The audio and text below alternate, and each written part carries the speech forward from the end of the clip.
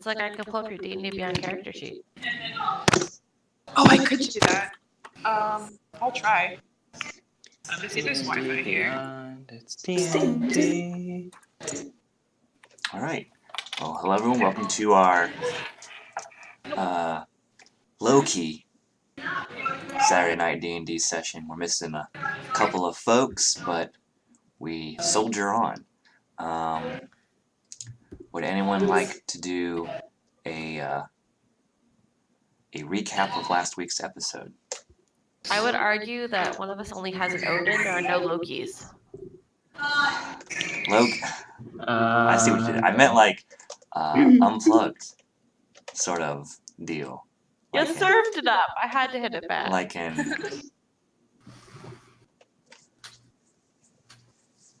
But yeah, forgot my usual greeting. We're following the exploits of Team Soteria, also known as the Tribord branch of Acquisitions Incorporated.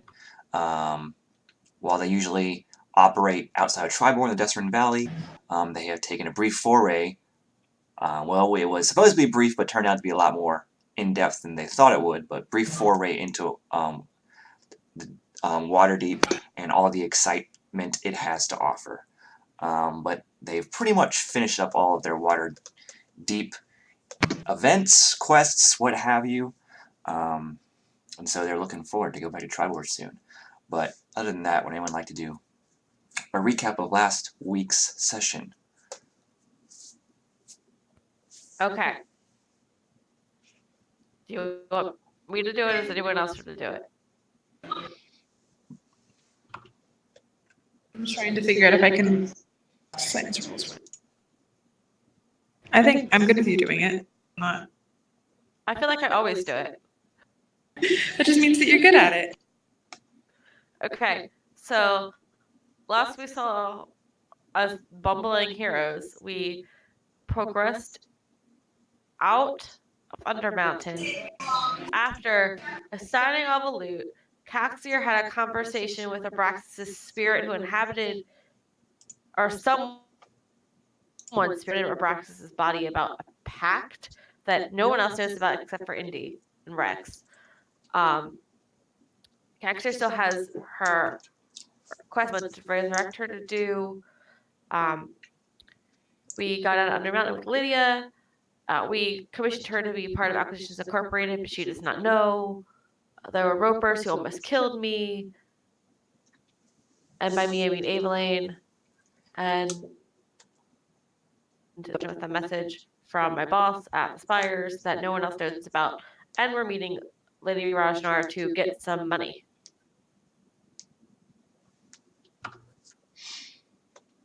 Sounds good to me. Did I miss anything? I think that was about it. Yeah, you guys, once escaping from the Undermountain, you found yourselves a bit north of Waterdeep, but managed to return unaccosted and in good order when you made your way back to the Yawning Portal, where you had a long, nice rest at night. And it's now morning, so and in the morning, like I said, you had plans to go see Lady Rajnar. Who you also know, her secret persona as the Black Viper. You had a quest for her involving finding her missing brother in the Undermountain, and you found him, although not in a good state. Some could say it was the worst state. But you also, Evelyn got a message from her superior to come visit the Spires in the morning, and Caxier, while you are here as well, you also get a message from Certainty Drawn, Secretarian of Acquisitions Inc. HQ, stating that they have a quest for you. They tried to contact your Documancer, but he was unavailable. And they say proceed to Undercliff Village at your earliest convenience and assist Lord Lecour. Lecour? Lecour. Let's go with Lecour, because easy to pronounce. Assist Lord Lecour in his request. Of Sonia's drinking habit. I was like, what kind of liqueur? Sorry, I'll spell it. Yeah. Yeah. Liquor.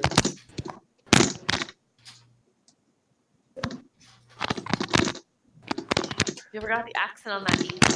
No, it doesn't have one. That's why I didn't know how to pronounce it.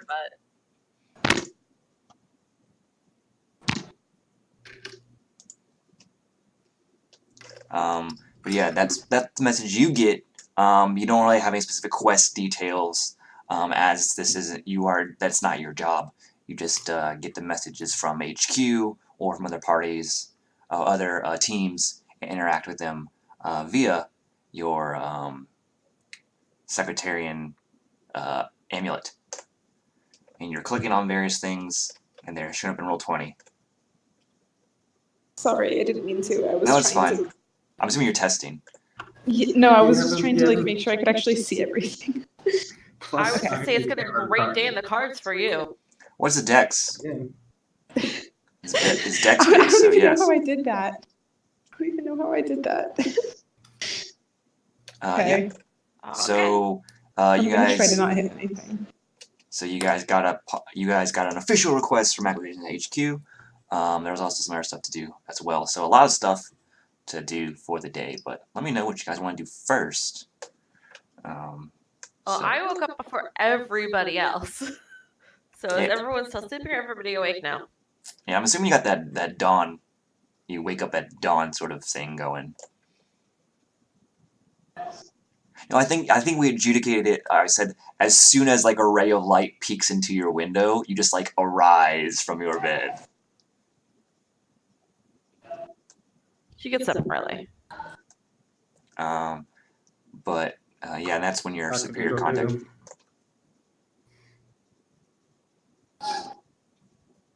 Okay. Remind me what she said. She said to come to the spires of the morning as soon as possible. There's a matter that concerns the order, and that you might have some.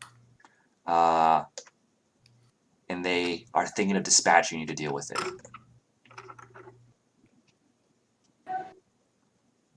Something along those lines, but they did say to come to the spires in the morning. They have something they need to talk to you about. But I also know that I can reply to this message, so try to figure out how to reply.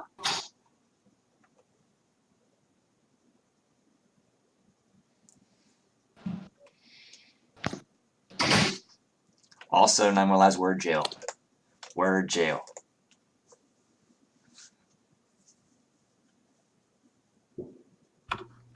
That is a good pun. That's good. That's She said bows are dex weapons. Tarot cards are dex in quotation marks weapons. Oh, word jail. Okay. Yeah, that was a good one. Yeah, I think I have a symbol. Let me see. Oh no, I don't. Is it only for Twitch? It's only for Twitch subs. Oh. Why Or sub in users. Twitch? Well, I guess you can only post it in Twitch, not in Discord. No, you can. Wait, okay. Where are you trying to do it? Are you trying to do it in the Discord? Yeah. I have Penny Arcade. I'm subbed to Penny Arcade. METFA jail. What's that from? You turned this into a lot more work than it needs The to word be. jail is an Amy Falcone emote. Oh, that's why I don't have it. Okay. Anyway. Tangents. Yeah. So, what do you guys decide Talk to do? amongst yourselves. I'm composing. Like your spells? No, I think my spells are set. I'm trying to respond to this message that I was sent. Oh. I have my spells. Because Dagger, and dagger. Because I'm allowed to respond to the message. Yes, you are. I think it's 24 or 25 words. Let's not. 25. 25. Close enough. One of those. I'm not really gonna like. If as long as it's close to that, it's fine. Not doing the critical roll count on a finger. Oh, I did that when I That's first just said it at the end of last Totally session. I am. did, but There's a certain point where if you enough of like a rules for it to ask, it's less fun. Yeah, it's sending a use for a long, like a telephone, just like, hey, come here so we can talk more, sort of thing, like a page, Yeah. or something. Pager? Yeah, or like a page from a pager. Which is, a pager and pager literally just tells you to call that person. That's all it does. Which is what I use sending for, generally speaking. Or NPCs use sending for in my campaigns. But yeah, you guys can figure what you want to do over breakfast, which you, knowing it might be one of your last in Waterdeep. I thought you were just gonna say last. One in of you, general. one of you are last in Waterdeep. Not, I mean, if you have plans to kill yourself that I don't know in about, Waterdeep. let me know. But New character. yeah, so you guys engage with that fare with gusto, and now with full bellies and drinking a bit of, I don't know, whatever they have, orange juice or something like a Vodka. like a what's it called? Something fruity but alcoholic, and I can't remember the name, but it's like something you drink for mimosas. A cocktail. Mimosa. Mimosa. Something like a breakfasty kind of brunchy drink to sort of cleanse the palate as you're preparing to plan A what you want to do for the day. screwdriver? Yeah, I'm a screwdriver with a What's a low alcohol, screwdriver? low vodka content though. For the What the uninitiated, a hell? screwdriver That's what I was is thinking of, by the vodka way. and I was orange thinking juice, of a screwdriver. Yeah. served in a highball glass. Well, I mean, most is just champagne and orange juice. Why? Don't I hate ask. all alcohol. Because I it hate tastes the good and it taste gets of you all drunk. of it. Okay, Except for like 3. can we play dad? Yeah, you'll understand. Well, no, you won't. You will or won't. I don't like alcohol either. But hey, this is Can like, we play dad? yes, this is a setting. I'm trying to set you guys up for it. Like I'm filling Adeline is space still and in bed, time. y'all. Okay, Adeline responds to her message bright and early in the morning and says, "Me and my companions have errands to complete in town. Be there as soon as possible. Is everything okay?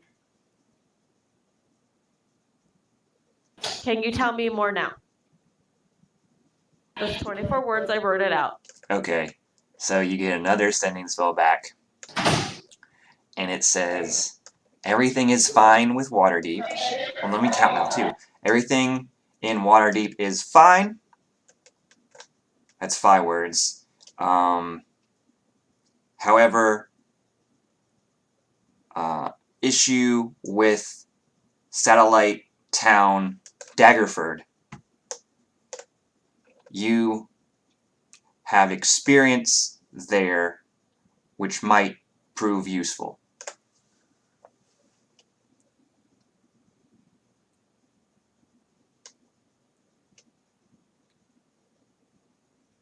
And that's what you get back.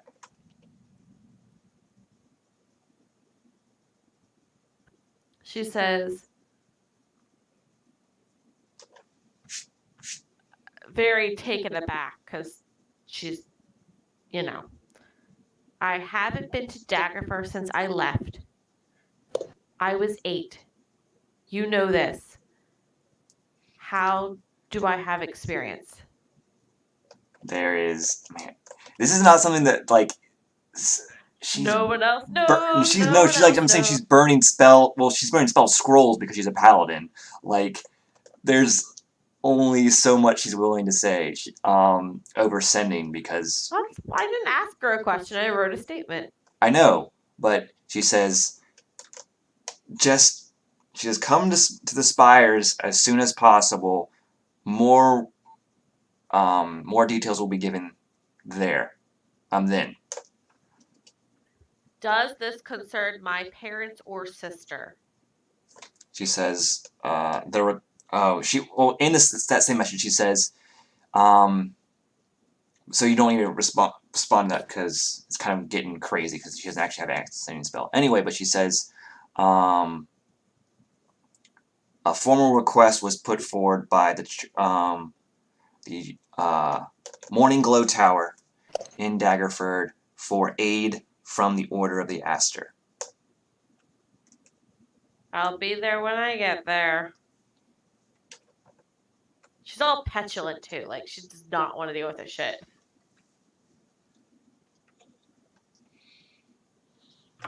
I take it she didn't have good experiences in Daggerford. That's that. If you knew why she was If you acting this knew. way, you could probably surmise that. But you don't. She's all you know. She's grumpy. Everyone When- is asleep, I think. Yeah. Yeah. Well, around the I'm table probably up, when you're but around the Yeah. table when you guys are eating breakfast, you just know she's grumpier than. Not. I mean, she is grumpy because you're not usually grumpy at all. She's not grumpy. She's is a little Cheerful? irritated. Cross. Something is like crossed a little like because she likes the order and she likes the Aster and she let her, but she's just a little like that petulant child which doesn't want to do something. Like that face. like about to throw a hissy fit. No, not gonna like 3 clicks before the hissy fit. Like you told them no once and they sighed and they resigned themselves to fine. Like that's her like she's like just a little irritated. You know, she's not a paladin. She's just a cleric. She hasn't, all the Evelyn backstory stuff. Yeah. Well, you know your teachers treated you fairly. Yeah. But also she's like hopeful and nervous and like a person coming home for a long time. Yeah. Kind of thing. All Okay, right. so we're at breakfast. There are mimosas or screwdrivers.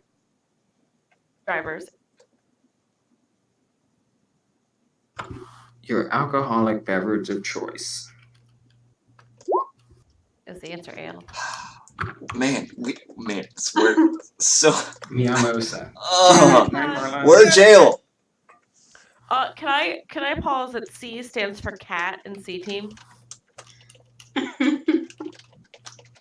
Anna, can you pause at it?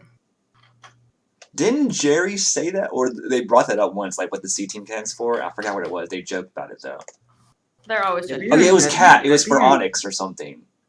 Yeah, that'd be a really good one shot though for the C team. Like they all get Onyx is the transformed into best cat. cats. I would like to tell you that Onyx is the best boy, but he's not with me.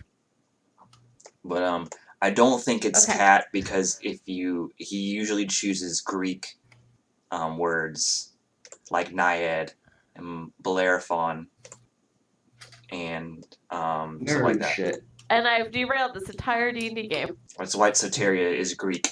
If you guys haven't Googled it or figured it out. Oh, I didn't do that Or or if you're just figure a it out. nerd. And also Palace is I was Greek gonna as well. say, some of us know the Greek alphabet. But yeah, all the teams that you will introduce will be using Greek words. So we're at breakfast. Anyway, yeah. This is from you. I set the stage. This is all on you guys now. I'm sorry, I missed part of that, but This is like the Adventure Zone before they go and defeat the big bag. I big bad literally evil I guy. can't set the stage up anymore for you guys. I'm like you've woken up, you've eaten breakfast, tired you're of discussing what talking. you want to do for the day.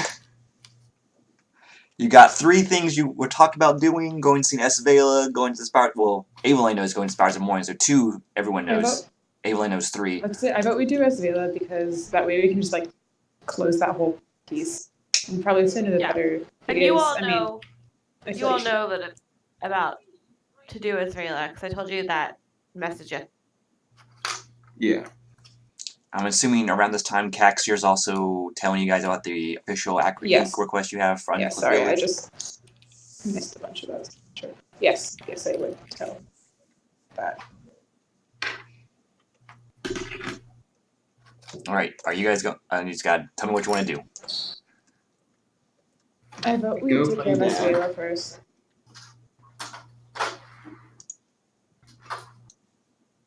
All right, you guys can begin the long trek up to the Rajnar estate, located in the Sea Ward, as they are a newer noble family. Takes you about hour and a half to get there. So, you know, it's getting to be late morning. I think everyone is presentable. The only ones last time that they really had an issue with was Freya. Because she doesn't bathe. Or Because she's Freya. yeah. But everyone else, I mean, one person is a cat, so they kind of got self-cleaning activated. I'm assuming everyone else bathes at least semi-frequently. Cat swims Yes. very frequently, so So you smell like the sea then. You get that salt. I smell like ocean. Yeah.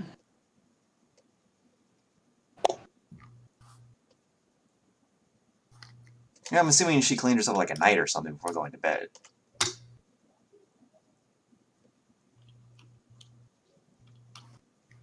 I don't know. How does a tabaxi cat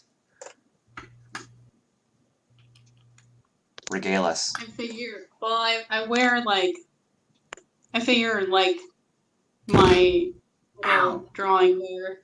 You know, I've got a hood and some loose clothing. Oh, no shoes. Okay, I just wondered. I didn't know. I'd imagine that get pretty gross in the city. Right? I mean, it depends on where you go and what you're doing. You guys are mainly stuck to like the nice places, so you're not like chilling in the field ward, the south ward, the dock ward that much. So don't really deal with all the sort of negatives, the cons of those areas. Mainly being those are like the poorest areas / dirtiest. Not that those are connected in any way, but just saying. Anyway, you guys reach the Rajnar estate, and what you are, as you previously were here, you were recognized as friends of Lady Rajnar. You are told to just briefly wait while they inform the lady of your presence, and then after a moment they invite you inside, where you are taken once again to that sort of garden area that they have. Garden / backyard, as it were. Like, I think that's the closest analogy I can do. I have a question. Did they give Indy and I weird looks either time we visited? Or did they seem more like, I don't really care? Yeah, I don't think they didn't give you weird looks. The one, probably because Freya was there. Like, if they were prejudiced against other races, especially tieflings in any sort of way, the uncleanliness of Freya was like the primary concern. So, Okay. but this time they don't. You being Really bad. you being friends of Lady Rajnar, if they do personally feel that way about non-human races or tieflings, they don't show it. Two questions. Well, a question and a statement. Who has the ring? I think it's Caxir has it because I don't know if she kept on to her. She handed it to Nine More Lives to put in the loot bag. I think I held on. I don't remember giving. And to Evelyn fixes her disposition so nobody knows anything is wrong. But we noticed it this morning. In the morning. Yes, but Okay. she would not show it in front of Lady Rajnar or anybody else. Like, it would have been in the room, not necessarily around breakfast.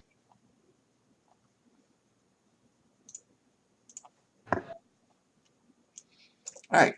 And once again, you guys are directed to this sort of backyard / garden area, and you once again see Esvela teaching or tutoring her younger sister, who you know is Rosalina. But She does seem to notice you as you guys approach, and just whispers or murmurs something to her sister, and then who nods, and she then stands up to greet you guys and walks towards you. It's bright and sunny, not quite really hot yet due to time of day. They're both wearing like light and airy kind of dresses, like kind of like summer dresses sort of thing. And she's and Lady Rajnar is walking towards you guys smiling, and she says, "Oh, well, it's good to see you all again. I didn't expect you guys to call upon me again so soon. What brings you back to the estate?" I'm here about. But when she gets closer, she's like, she says that as she's approaching you, because they're not the only ones here. They have like maids also attending them, or servants. Ayla's be like, I'm here to talk about our shopping trip. The one we were planning to go on, what we talked about. Can I And just she say says- in Thieves? She says, "Yes, let's That we have the follow ring." me to the garden, because you're like in a sort of like a openy field area where it's just like green grass. There's a couple of trees, intermittently, and they were underneath one. There's a table set up that she was teaching your younger sister from. On that table are like various drinks and snacks and stuff. But she's leading you away towards like a more like stereotypical like rose garden, flower garden sort of place where there's no people around. Would we call it secluded? Yes, you could call it secluded, away from prying eyes and ears. But she's like, "Yes, the shopping trip. I hope you found something you liked." I just say to her in Thieves Camp that found this ring. I'm sorry, can you say it one more time? Sorry. I basically say in Thieves Camp that we found the ring, but so we don't have to do the whole. I'm turning you up a little bit. It was more to get her away from the people. Yeah, but I'm assuming no one else in the family can readily around. Like Yeah, so she says, you're like in the garden proper now, like walking through the pathways. There's some hedges here. There's flowers, different colors, a lot of roses of multicolors, and other fancy flowers that I don't know about. Maybe some orchids or something like Are that. there begonias? Sure. Any kind of flower you can think of, they probably have here. But as you're walking around, you're signing this to her, and she says, she signs back to you in Thieves' Camp. She says, "Well, that's good." It's kind of difficult because she's not wearing like gear, or because a lot of it's like you tug on a sleeve, or you do stuff like that. Can't you also just talk about like normal things? Slip in. Yeah, you can, phrases but and stuff, so yeah. but she's sort of like sighing to you in Thieves' Camp. She says, "Well, Okay. that's good, but what about my brother?" And you see, like, when she's asking this, there's like hope in her eyes.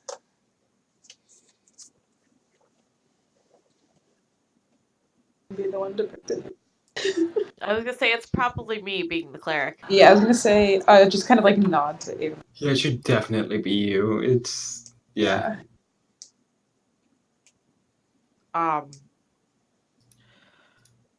would tell her that I'm so sorry, but he was not found alive. Or we did not find him necessarily.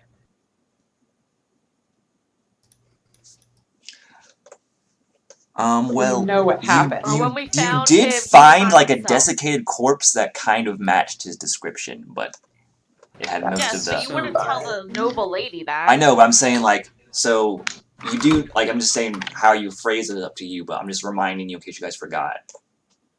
Yeah, I know. I just don't know how to Yeah. phrase it correctly. Yeah, it's kind of hard to tell someone that their family member is dead. He seemed to have fallen prey to a psych. How do we say that? She knows he was in Undermountain, yes. Yes. Yes. I would. She would have been like, Alien would say, you know, I'm so sorry. He did not make it back out. So you, her response is she just stops. Like that, you're walking as you're talking, or signing, or what have you, and she And just stops. I would like sit her down at like the nearest chair. Yeah, there's like or- benches, stone benches, and stuff like that. Okay. So, I would tell her, you know, by the time I came upon him, it was too late and I couldn't do anything. If I would have, if I could have.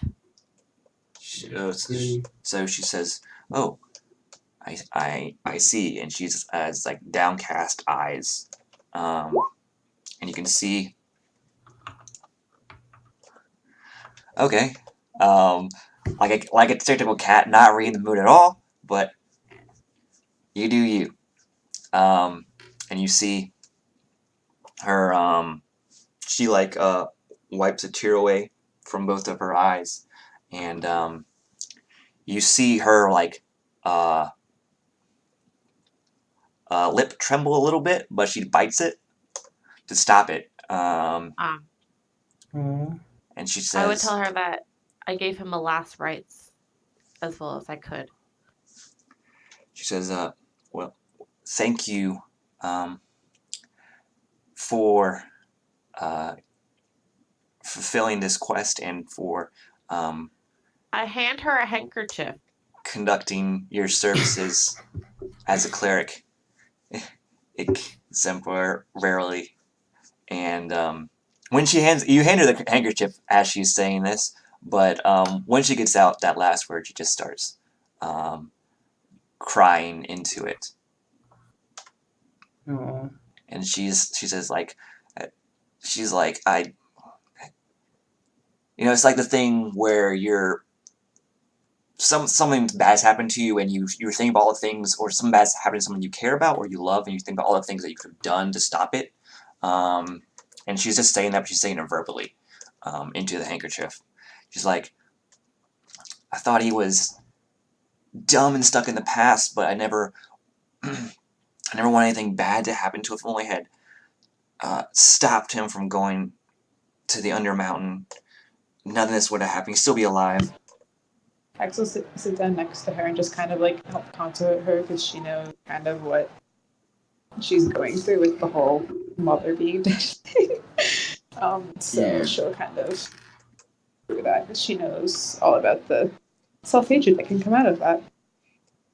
And she's She really kind of makes sure that she. yeah, she's really bigging herself up. But your acts of kindness and your words have a soothing effect on her. She eventually calms down after a few minutes, and she says, "Well, thank you." She finally, like, once all the sobbing and crying subsides, you can see, like, just through tear-stained face, like, she has, as a noble person, you recognize this. Even a minor noble, you recognize this, Evelyn, as she has her position to consider as a noble, and so she can't very well be crying in front of people. It's unseemly. It's the same thing as Aveline's face right now, though. Like, you know, you can't show that you know, sadness or you know everything has to just shine show all the time. weakness. Yeah. Thank you. So you see, like, that noble facade come up that you would recognize. And she says, well, there's a lot of things to discuss with my parents and plan. I suppose I'm going to be the next. I am now the heir apparent as the eldest now. So there's a lot of things that are going to change around here, hopefully for the better. She manages a weak smile, which is I do need to tell my parents as soon as possible, and as well as tell Rosa.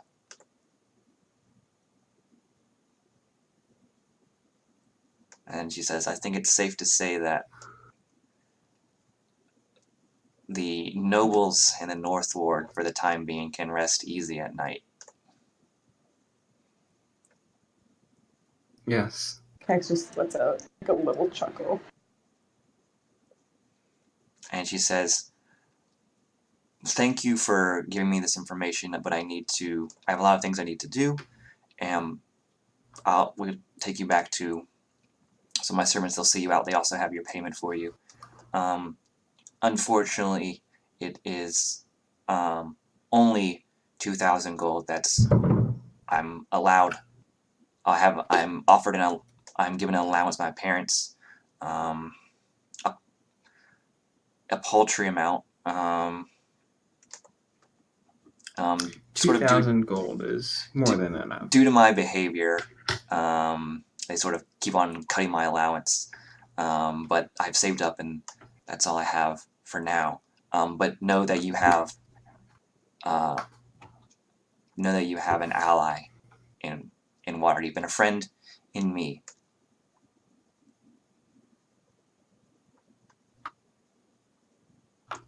And she says, "Oh, go ahead, Indy." And I hope that you know the same for us, that if you ever need somebody in Tribor, if you ever need to get out of Waterdeep, just let us know. While it would be nice to leave the city on occasion, I doubt I will have such opportunities in the future. If you, Elaine would tell her that if she needs to get a hold of, or at least me, she can go talk to the Temple of Lathander, and then they'll be able to contact us. She says, well, aren't you, Also, she could mail out because she's incorporated. Yeah, she says, well, can't you do the thing with, like, when Vera wants to talk to me, she just, like, thinks at me, and then I get it. And I think back at her. I forget that Isabella knows. Yes, I can do that, but you can't do that if you need me. Oh, that's true. Okay. Well, if you need my help, you can contact me that way. I'll try to send letters via post to Tribor. Just to let you guys know what's going on in Waterdeep and with me or my family. We would have been of service. Yes, she says thank you once again. And while you're still in the Rose Garden, she gives you all a hug. If you need help planning the service, let me know. She says, well, thank you, but my parents probably will do something. Or have something prepared. Elaine nods. She still has to offer. Yeah. But once again, she puts on that brave face and says, okay, a lot of stuff to think about and do. Did she fill out a contract? Go ahead. Did she fill out a contract? Do we remember? You did not. Okay. That's fine. But she leads you back to where that sort of clearing or grassy area, and she says, Rosa, let's go see Mom and Dad. There's something we need to talk about. And she nods, and she closes the book with both hands, and then she takes one last sip of her drink and one last bite of the snack, and she hops off her chair and goes to follow her sister, who grabs her hand. Rosa's book is cradled in the other one. And the servants begin to clean up. One of the butlers begins to show you out. And as you approach the exterior gate, he hands you a sort of a wallet / coin. It's like a fancy sort of coin purse. And he says, thank you for the service that you have provided. The Rajnar family and Lady Esvela in particular, she asked me to leave this with you upon your departure. May you use its contents wisely in your journeys. And he hands it to you. And looking inside, just a quick count. Me? Who's he hand? He hands it to you, Evelyn. Well, now I know who the leader is. Well, they, like I said, It's also a lesser noble thing, guys. nobles give off like this aura, so like he would trust you with the money more than other people probably.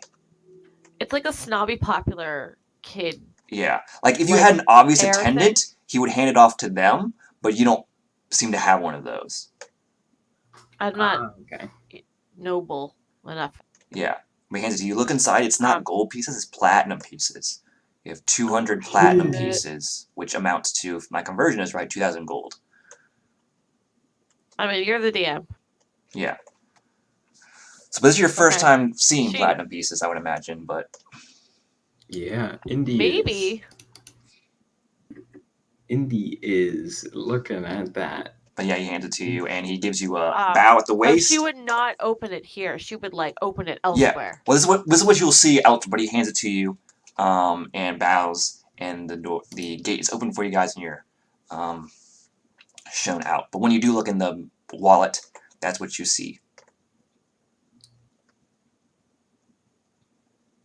Okay.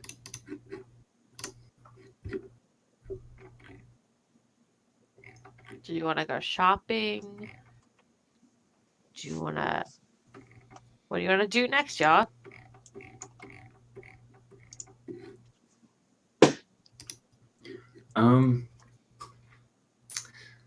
Do you guys want to put this money to good use? What are you proposing? Well, Rex always needs magic ink. Bet it all on black. We have those... No, I wasn't talking about gambling, but that would be a that'd be a great hook. I mean, if someone showed like Popular All Cop 2 episode. Yeah, if someone like was obviously like Dinar who showed a predilection to gambling, yes, but none of you guys have. Are we talking about our Monte Carlo episode? If you guys want to stay in Waterdeep more, I can write something out. But I am trying to advance the season arc plot. But yeah, we can stay longer if you guys want. I'd really love to do like a... Where are we in the city right now? Are we just outside? You are in the Sea Ward still. I'm assuming, for lack of anything else better, you're walking back to the Onion Portal. So you're still in the Sea Ward, but you're heading on south. Probably along that road to the west of the Rajnar Estate, which I can't see because the font is so small. But it is Mendever Street. Before we even go there, I would probably divert us to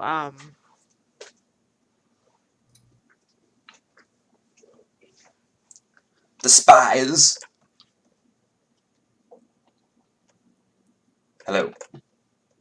Hi. Evelyn, you still talking? You can cut out there. Also, Caxier is gone. I'm talking here right now. Okay. Caxier left a while I just heard you say we're going to and then you stopped. Spires. Gotta go to the Spires. I guess we can shop later. But what's on the way? Because you shop. It is on the way. Yeah, you shop in like the marketplace or the trades ward. That's where the stuff happens. Money, money, money. Yeah, it's on the way. All right. So you're headed back to... And she would not tell them about why we're stopping. We just have to stop. All right, you head back to the Spires. You see that it's almost midday now, so the sun's beating down, beautifully catching the pink coral and glass of the Spires in the morning. It's like a repository for sunlight, or a reflection of it.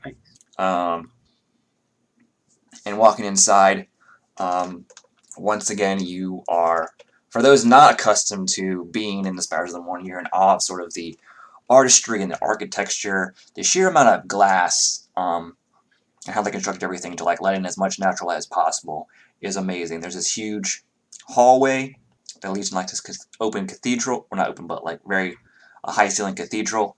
But before you get there, there's this hallway that they refer to as the Hall of Heroes, and they have like pinnacles of the Lathander faith there. And one of them is sort of getting put into place on its plinth or on its base, and it's in white marble, and at around it, they're being careful to not, as they're moving it, the workers are being careful to, they're probably using magic of some sort to wield it because it's a very hefty thing, but they're being careful not to disturb or harm the small crowd that is gathered sort of around the base of it.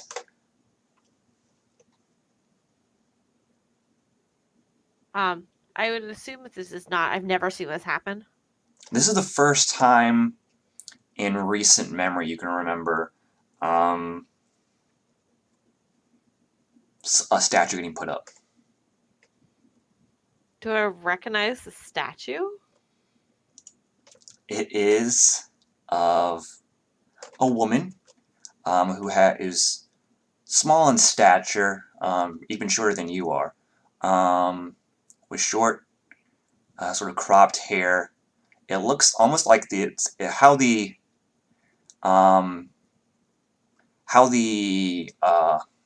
mason, is that right?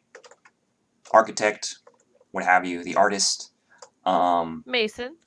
designed the statue.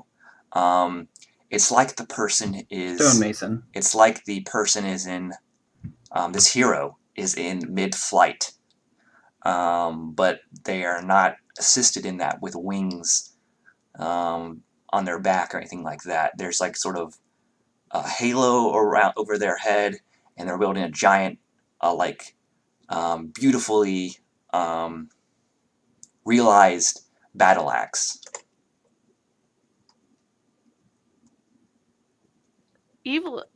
Evelyn knows this is Evelyn. And She might sigh a little bit. yeah, you Just a do little recognize it as a statue of Evelyn Avalona Helvig Marthane. But you can't see her. She might be obscured by the crowd because she is so short if she is here. If you Joanna knows a lot about Evelyn. What does Evelyn know about Evelyn? you recall, I forgot, 1 second, I'll get to that, but 1 second, I forgot to tell you this session, but last session, Arella your mentor did say that they have a celebrity visiting, so just try to, avoid that, and, or as best you can to get to her, but she didn't say who it was, and you think this might be who it is. So what you know about her is that she, is a paladin of Lathander. She doesn't belong to the Order of the Aster, but she is famous nevertheless for her martial prowess and her sort of good nature, her willingness to uphold the ideals of Lathander. She's known for her devoutness as well. You know that she's sacrificed herself numerous times, but Lathander always sort of brings her back, such as the power of her devotion and her love for Lathander. You know that she was instrumental in stopping the death curse that afflicted the people all across Faerun and Toril a couple years ago. You think you call rumors of her having a place in Waterdeep, but you don't recall where it is. You just know that she doesn't live in the Spires of the Morning. You don't know what she's been doing recently. as well. Ah.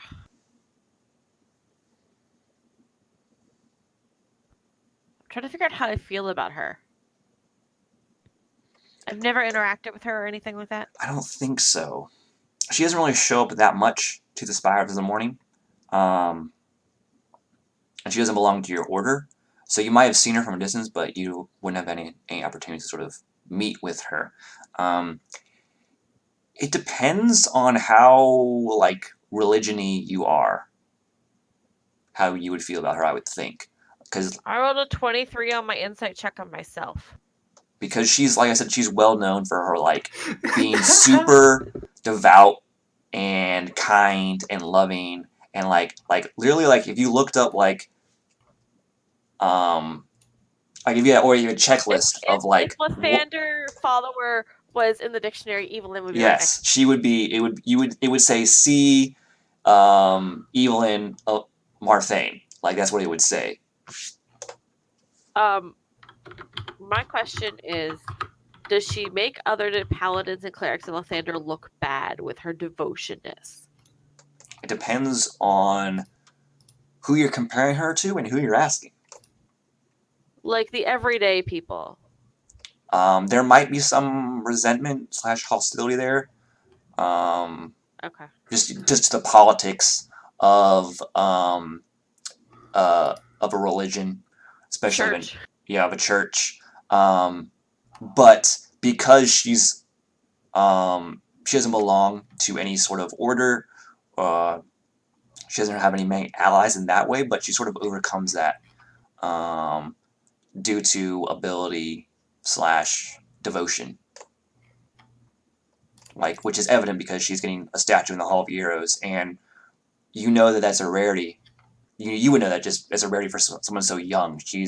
You do know her relative age. She's younger than you. Younger than your commanders in the Order of the Aster. And even they don't have a statue here. She's younger than me, you said? I believe so. How old are you? 22. We're the same age Oh. I checked. Okay, I thought she was 20. But yeah. So you know she's around your age then, so for her to have a statue here is like a big deal. She's probably the youngest person to have a statue here. I don't know how I feel about this right now. I'm gonna think about it. Yeah, well, you can sort of skirt the crowd. You don't have to interact with them. Yeah, Evelyn is not dealing with these people. She wants to get to her room, check her mail, etc., etc. She's going, anywhere she can go in this temple besides a large crowd of people where her mentor could be to avoid it before she actually goes and sees her mentor. Yeah. So, you can avoid the main hall altogether. There's, like, side hallways you can take. Like, so how I describe it, I don't know if this is accurate, but how I'm rolling it is, once again, the beautiful artwork of your friendly neighborhood DM. And I know this might not be accurate because there's spires and there's 7 of them, but, We love the friendly neighborhood DM artwork. So basically, this is also not to scale. And is oriented north to south. So you got your cathedral here, which is where you pray, and there's like a giant statue of Lathander, and there's a lot of stained glass windows, and it's super fancy, and all that. And that is right here. Like, the most important holy sacred place. Like, you have to, like, do a, whatever, like, there's like a, that's not appropriate, bowl of holy water here. They sort of anoint yourself with, or a priest will anoint you before you come in to make sure you're, up to snuff. But before that, there's this long hallway that also has stained glass windows, but there's also recesses in the hallway where these statues are. And there's a lot of them. And the newest one is... Star where I am, or... No, is Evelyn. Okay, I'm drawing some more. But basically, it keeps on going like that. This is, once again, not to scale. The doorway where you guys entered, where there's sort of a foyer, is right here. Where's the visitor's desk? And then, branching out of that foyer, there are, like, side hallways. In fact, there's 2 of them. Actually, there would just be one. Let's do that. It makes it easier. There's one side hallway to the one side, or is one side hallway to the other side. So it's like that. There's not really a help desk, but there is like I said, there are numerous like clergy and priests running around. There are some people like, well, once again with pamphlets at the beginning, like talking about the Lathander faith, usually, and they're the ones that tried to convert Caxir and Indy, but they seem to be sort of caught up in this ceremony and are crowding around that. So they're the amount of people in the foyer is considerably lessened. But as far as offices and where rooms are up as well as offices. There's also like a downstairs area that's more exclusively for the Order of the Aster. That has like barracks there, train rooms, that sort of thing. Armory. Actually, I would renege on that. Barracks. The rooms are upstairs. The important secret stuff is downstairs for the Order of the Aster. So armory, magic items, stuff. Their sort of command center, stuff like that, is located underground, which is, some might say, is untoward for a paladin of the sun god, but it is unfortunately more secure, so they sort of have to put it underneath the ground. It's susceptible to attack, and paladins, even if they are paladins of Lathander, are practical in that sense.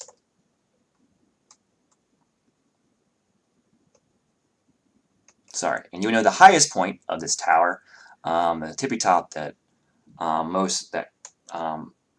that sun reaches earliest in the morning. First rays of sun reach is where is like the personal quarters of the head priest, High Radiance. Exact name to follow. I think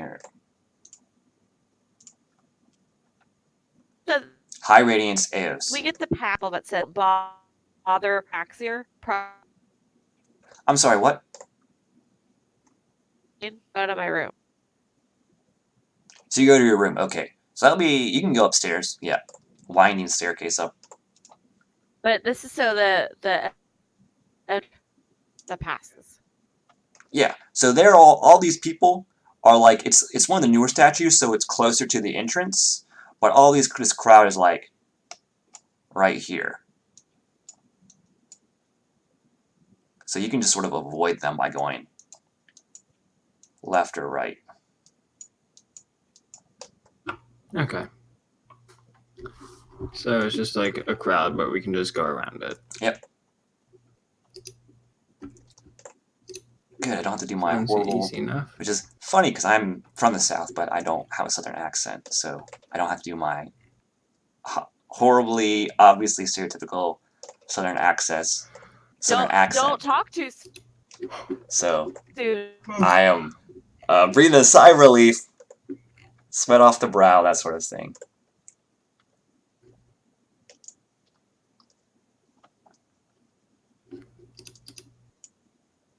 But yeah, so it's what are you doing here, Aveline? I'm assuming the party's letting you take the lead because this is sort of your wheelhouse.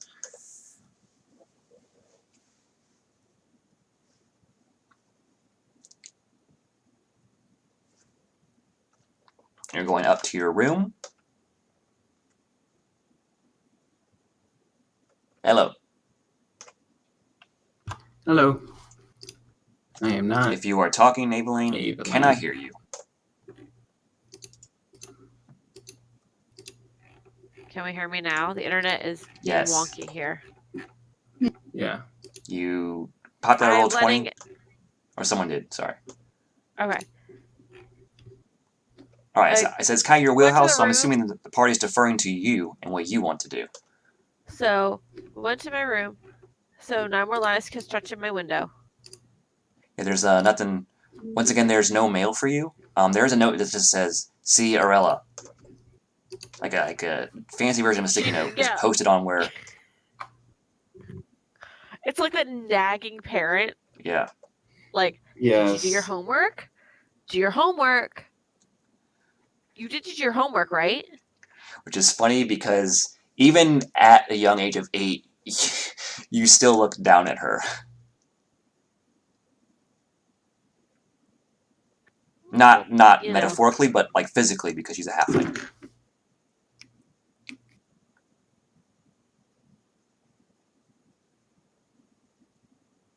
Also, you might have cut out again because you're not talking.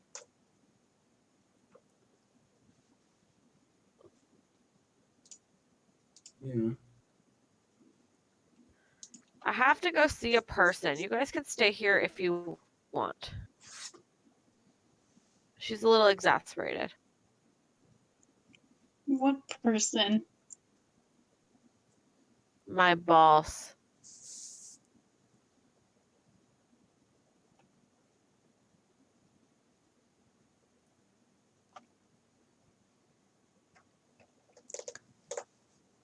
So what did the rest of you guys do? I mean, do we just like wait? You can if you want. I mean, you're not, as far as you know, Evelyn. The Order does know about your affiliation with AC Inc., and they haven't forbidden you, as far as you know, from bringing your party members / friends with you. Nate, you're cutting out. Yellow. Cutting out. I got green They across the sound fine board. for me. I got green. I got 29 millisecond green bars.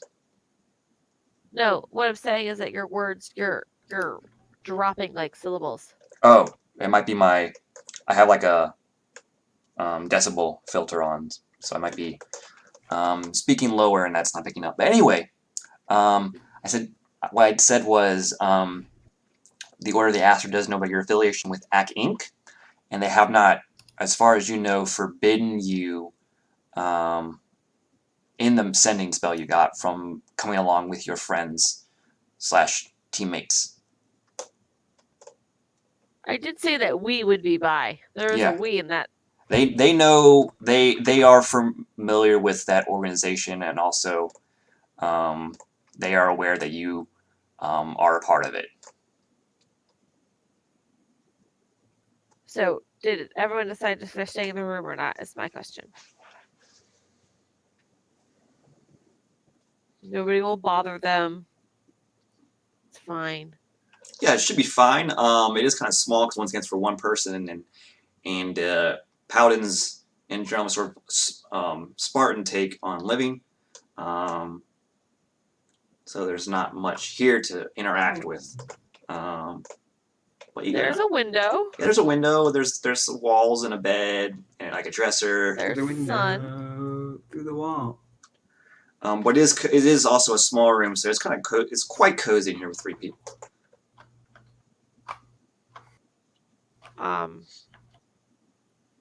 So Evelyn would, while they're in the room, she'd toss the Azalea's wallet to 9 lives and say, I believe you hold on to this. I have to go talk to this person. If you want to make a shopping list, go for it.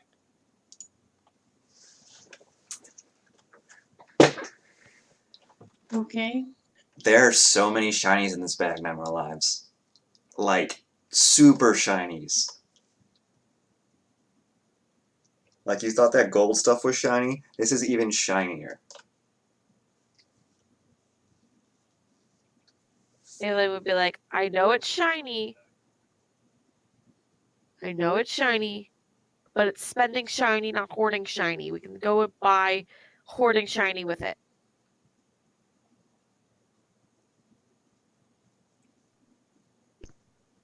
So I'll just kind of sift my paw through all the shiny. And if you hold it up to the sun, it like is almost like a mirror, like, or a magnifying glass of how it bends the light. Like it's like I said, super shiny. Sort of reflects light. It's not like going through. It's not translucent, but it can like reflect light, like a mirror. It's so pretty. Are you guys staying in the room or are you coming with me? I'll come with you. Okay. I gave you a cat bench with sunlight if you wanted it. There is, but just based on how the tower is built, like every room has a window in it for sunlight to get into. I mean, You're it not does wrong. make sense. The exception would be where the Order of the Aster, like headquarters, is. Like I said, that's below ground, obviously. Fine, I guess they could come with me to meet Mom. Surrogate mom. Spire Mom. All right, so you head back on down to the main floor. The crowd is beginning to dissipate a little bit, but it's about half the size of what it was. The statue is now firmly on its base, adjusted in a way to make it look as majestic and regal as possible. And you guys are headed now downstairs into the depths, the basement of the spires. Ooh, are they even allowed down to the basement of the spires? We'll see.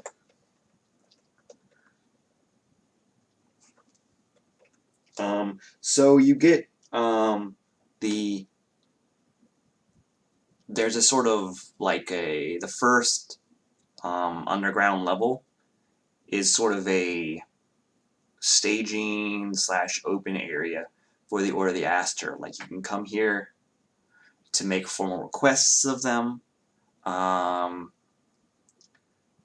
that sort of thing. So it's here that you are directed to if you try to go further with your companions. You would be stopped by guards at the other floors. And as you're directed into this waiting room, they ask you to just wait a bit. Lady Undertree will be by shortly with your mission details. And then Am I talking to Reggie? Is it Reggie? I mean, it's just some nameless guard that I don't have a stat block for or anything. Yes, but I've named him Reggie now. Sure, he can be called Reggie if you want. You'll probably never see him again. He says, "Oh, also in attendance will be Dawn Knight, Aurora Capella, Dawn Knights, Aurora Capella, and Solar Octurus."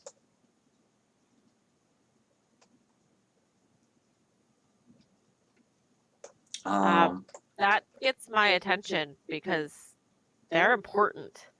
Yeah, And they're like what did I do wrong? They're sort Why of am I in like the principal's office? Yeah, so they're like highest. They're not like the highest rank, but they're like just below it, essentially. But yeah, so you guys wait a bit, and the door opens from the waiting room you're in, and Arella enters. Once again, she's halfling. She has sort of a light brown hair, like a cool light brown hair, sort of done up in a bun, to sort of not impede her vision while she's smiting fools. She has a short sword. She has 2 short swords at her hips, and she's coming in, and she is flanked by taller individuals, one an elf and one a human, both female. And whereas Evelyn's armor has like some decoration to it, and you can see Arella's has some more, like, but their armor is exquisite. There's like on the chest is like this etched into the plate mail is like the symbol of Lathander. It's like a rising sun over the horizon. There's prayer cloth or prayer strips sort of festooned, prayer parchment festooned to their armor with wax seals. Around their gauntlets, in like wrapping, flowing script is like prayers and or parts of holy text of Lathander. And they're wearing like words are really yeah, they're wearing like almost like a halo, but it's like part of their armor. It like rises up behind them, like an iron halo, but it's golden. Their armor is also all golden, like It's super shiny. And one of them is wielding a two-handed sword, a great sword. The other one has the typical paladin armament of a sword and shield. However, her shield is like smaller than usual, and it's kind of pointed, so you can stab people with it. I didn't hear anything you just said. Oh, I'm sorry. Besides weapon descriptions, because my internet is awful. Yeah, so and I great go in and sword, also beautifully out. No, made. I got the. That was it. I just described her shield was slimmer than usual. It still fits her hand, so imagine her hand is like this. This is not a good picture of a hand. This is her hand, those are her fingers, yay. So normal shields will be like this. Around the hand, there'd be straps here. Yay. Hers is more like a football. Or a teardrop. It goes like this. And this is a stabby Oh bit. no, that's fine. I didn't hear your descriptions of them, but I'm. Well, that was about 5 minutes of description. They are regal and resplendent AF. Let's put it that way.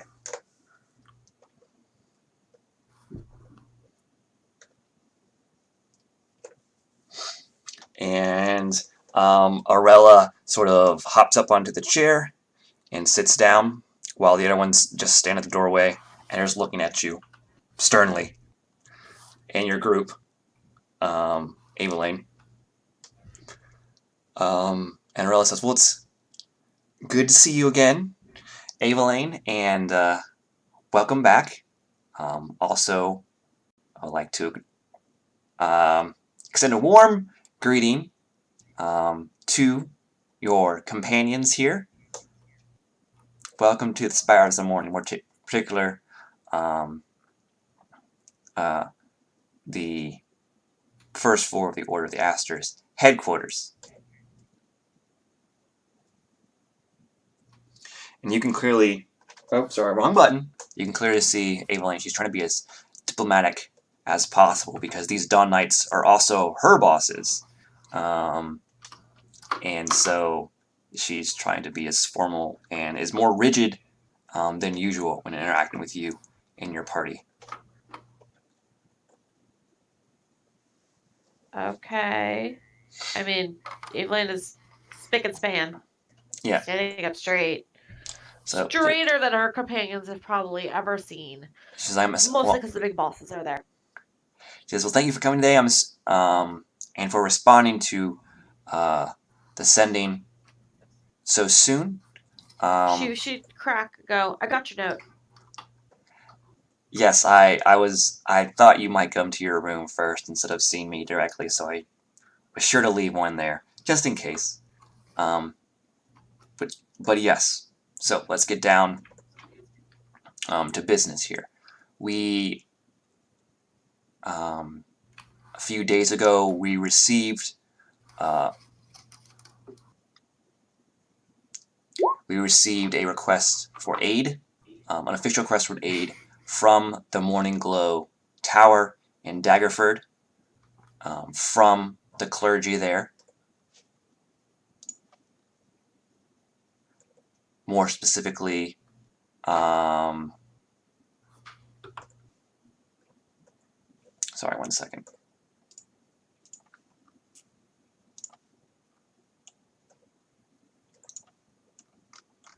In other news, Thor 4 is going to be called Thor, Love, and Thunder. Oh, I have it here. Do What am you I doing? check the Shadow Council Really? chat?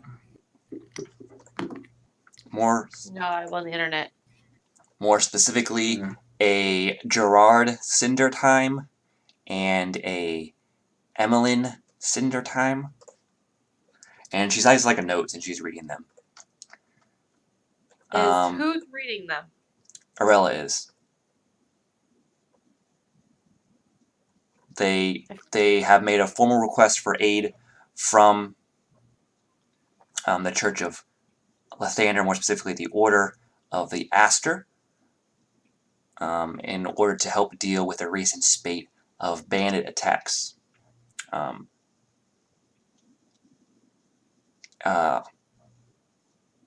they did not request you by name, but we are aware that you know these individuals and thought it would be prudent to send you as you are acquainted with them. There are also other reasons for this, namely, the Order of Aster's companies are either currently engaged across Faerun in crusades against the unclean, or garrisoned here in Waterdeep to protect the city should the need arise. And so currently we don't have anyone to send to Daggerford except you, Evelyn. Does Evelyn would assume that Australian is her parents, right? I'm sorry, go ahead. Say one more time. Okay, just to make sure I understand this right and get it in my head appropriately. Evelyn's parents sent her to this place. I would assume that the halfling woman, Estrella, knows they're my parents, correct? Yes. But we're being super, super official because the bigwigs are in the room? Yes. Okay. And who in the party knows my backstory, character-wise? I don't think anyone. Yeah, I no, think nobody. Rex a little bit. Yeah, I don't think anyone present knows it. But Arella is continuing. Okay. She says there's a prominent temple to Lathander there, the Morning Glow Tower, as you're well aware, as well as various holy texts. We can't very well have that temple, that town sacked, or the temple pillaged or defiled in any way. So we're dispatching you. This might seem like a tall order, but it is only bandits. It's not fiends or abominations or anything of that nature. In addition, we are aware of your connection or affiliation with the mercenary group Acquisitions Incorporated, and I acknowledge their presence here today. We also thought that due to your affiliation with them, they'd be willing to assist in this matter as well. Payment for your services will be dispensed by the clergy at Morning Glow Tower.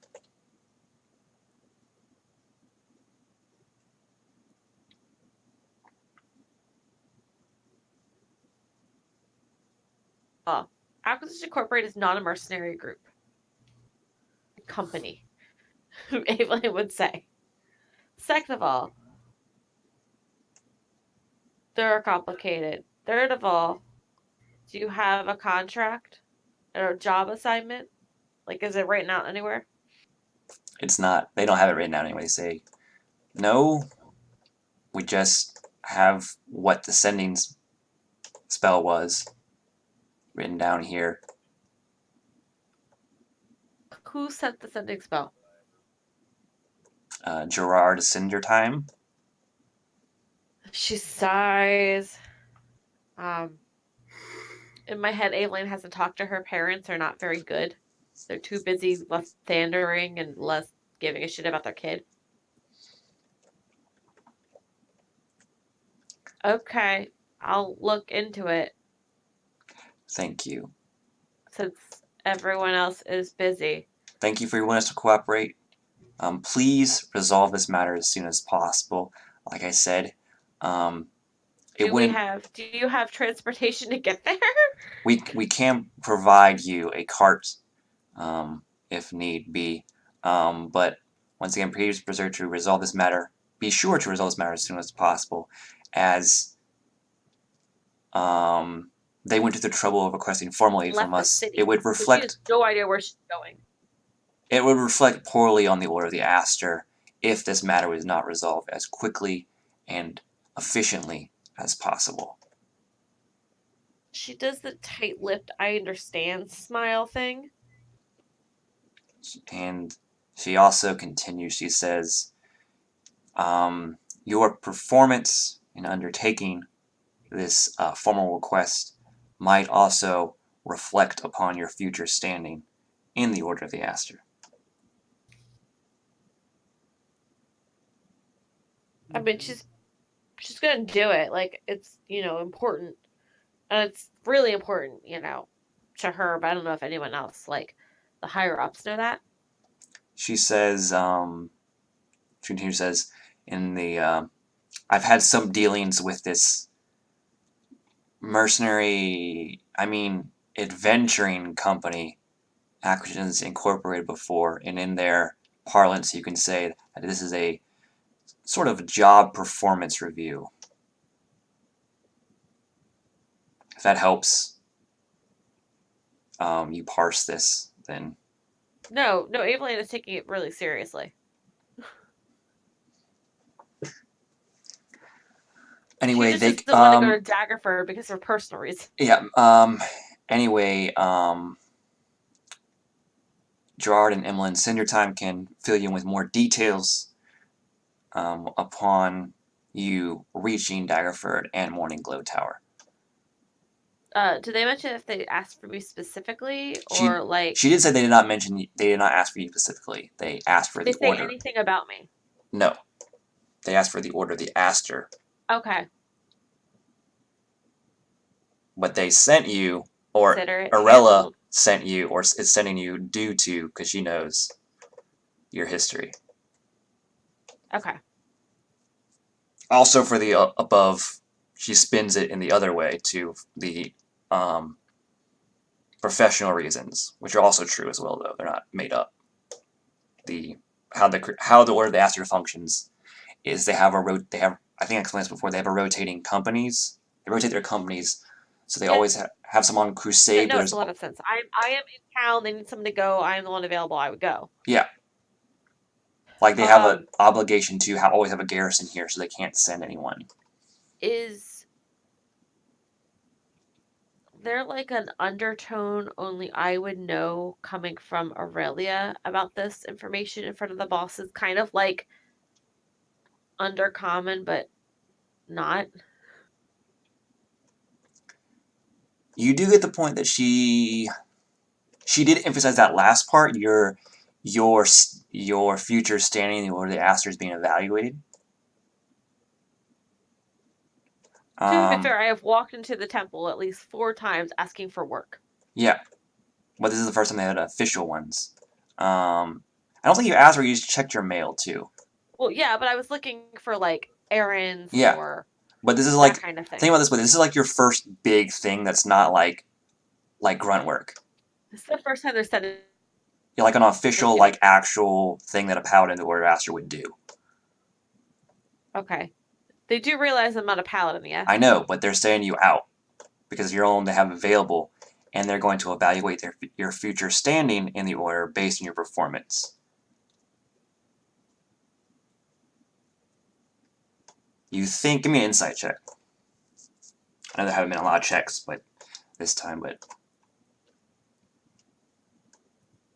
So basically, it's a performance review. Yes. But I'm trying to give her an insight check to see more. Except I couldn't hear you. Sorry, insight. Oh, am I allowed to cast, I mean, I you literally have your superiors here staring at you. So if you feel like you get away with it yet without them knowing, then yeah. They won't obviously none of them will You know what? take up arms against you, but you'll be clear they'll know what you're doing. I'm not gonna do it. Let's just let the dice fall where it may. We do a +8. Ho ho. Okay. Didn't need it. So this is what you're getting from her. Well, also I mentioned previously, she's also hinting there's like an undertone of like your position. If you do well on this, people will treat you / regard you better in the order. Like you won't be like the lowest person on the totem pole anymore. You actually command some respect. Because like I said, they're very serious when someone, especially a temple, a prominent temple, especially like the Morning Glow Tower, officially requests aid from the Order of the Aster to help them with something. It's a big effing deal. And due to their constraints, as an order, they have prior obligations. They're not currently able to send someone out. But due to the mentioned urgency in the request, they're saying out who they have available, which is you. You get the feeling from Aurora and Solara that they would prefer not to send you. Probably someone more paladin, you think. But you're pretty sure Arella like vouched for you to get you to send you there, so you could have this opportunity. Okay, it's handled. And like her members of the party are seeing her act more professional, more straight, like super business-like. You know, these are her superiors, etc. Oh, sorry. A slight retcon. They would also have told you the reward would not be dispensed by the clergy. They sent this message while they were formally requesting for aid. They sent this message on the behalf of Lady Morwen Daggerford, the Duchess of Daggerford, i.e., noble ruler. So I know that name, but yeah. Yes. They did officially request for aid still, but it's on her behalf as well. So you would go see her for details as well as your parents, and she would be the one, Lady Daggerford would be the one offering you the reward, not your parents. I don't think Evelyn would expect there to be a reward for her. Yeah, but it's mostly for your mercenary group, as Arella called them. Okay. Aileen doesn't know if we have like the group has transportation or anything. She didn't say that if depending on like they're willing to provide you transport. They don't have like official. She would even explain. She said they don't have official like branded Lathander or Order of the Aster carriages, carts, wagons, what have you. But they have numerous like deals with some trading companies that can get you a ride to Daggerford at a greatly reduced and or free price. Okay. Was I dismissed? Yeah, and she would tell you those names of those companies as well. And then they will dismiss you. Or she will dismiss you. Aurora Capella and Solar Arcturus will stare at you some more and then turn on their heels and leave first. And then Arella, once they do, Arella will like visibly relax. Like, not exactly slouching, but like slouching for a paladin. Evelyn would, as like Just a sigh of relief. She'd relax a little bit. She says, sorry for all the formalities there. Pomp and circumstance much? Yeah, you don't get high up in the order being lax on decorum and procedure. What are my friends And They did give a slight sneer to Caxier and Indy. That you picked up on Evelyn. They didn't, because they didn't do the insight check. But I didn't offer it to them, so that's on me. But you would have picked up on that. I mean, they're with me on. Boy, I sure do love racism. Yeah. Well, I mean, if you think about it, it's like... Wait, is this the elf? No, they both did. Aurel doesn't care, but they both had like a upturned nose towards the tieflings here. Because you're like... They're like super Lathander, yay, holy, celestial. And you're like, oh, here's evidence of a pact between a devil and a mortal creature. So yeah, it doesn't... Some people are super religion-y, zealous, probably a better term. And So how don't did really like Indy and tieflings 9 More especially. Lives and Yeah, 9 More Lives they were Soteria- fine with. It was just the tieflings. I just want to know how my party reacted. Oh. Like, what were they doing throughout that? I was just sort of being polite and sort of just like listening in respectfully. Like not I commenting, was not saying observing, anything. but more in the kind of creepy cat-like way. Of course. They were really shiny, 9 More Lives. Like, almost like the sun shiny. Radiant.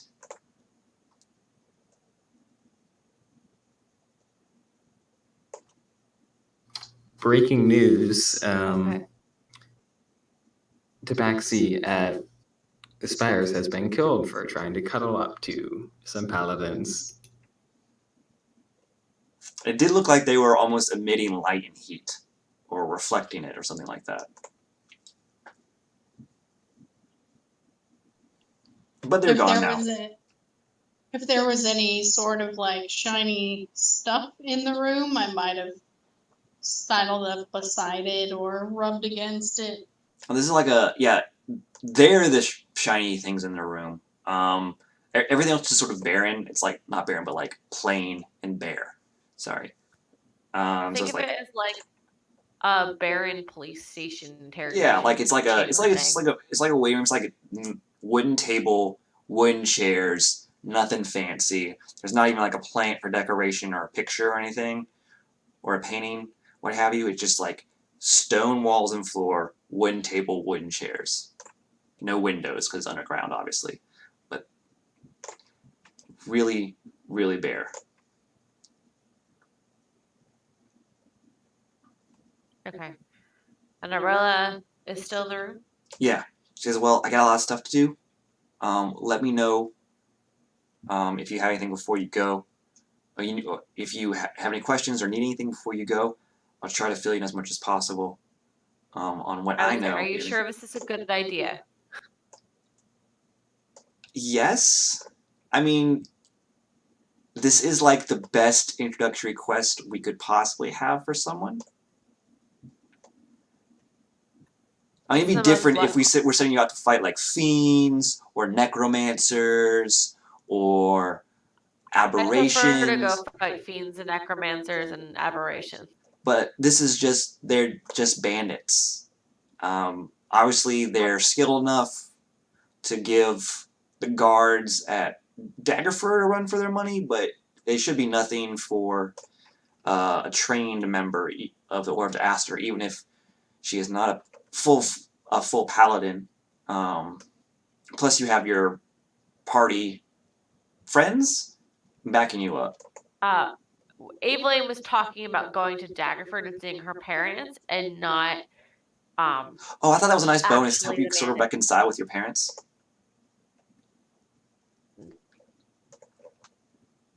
She gives you like the anime thumbs up and like wink sort of situation. Evelyn, you're gonna have to catch us up on the way down there. Well, if you ever bother asking important questions, you'd find out information. I mean, it should take you about... I mean, you got a lot of time to discuss. It took about a day to get there and a day to get back. Just... Indy, do we have a way to get out of town? You just Do we follow have this. transportation? You just We follow do. this. The high road south will take you right there. We do have a horse adjacent creature. That is in Barely a Tribor. horse? Yeah, I described it as horse adjacent, I believe, because Jerry already took barely a horse. So, So I don't know what the team has in Waterford. Waterford, Where are we? Waterdeep. Thank you. Waterford is the name of a park. They're mixing up Daggerford and Waterdeep, but Tribor. No, there's legitimately a park named Waterford down the street. Oh, okay. But in Waterdeep, they basically don't have anything. Like I said, they're not stationed Then- here. They've been staying How at did an they inn. get? Are they transported here via Mira? Yeah. Well, someone else, but you haven't met her. Arla, that we need. Yes, we need the cart, please. I don't have. Feel like I don't know how to travel. I've never left the city. And We can teach you. I mean, it's just one foot in front of the other, isn't it?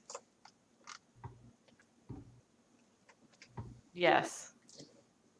She gives you like a smile. It's like a little bit of halfling wisdom. It's what she dispensed there. Like she wasn't doing make fun of you or anything. It's like, but It's like she came to the city when she was 8. She has not left. yeah, but it's kind of like she's giving you like a little bit like halfling / hobbit. I know hobbits don't exist in D&D, but like a hobbit wisdom.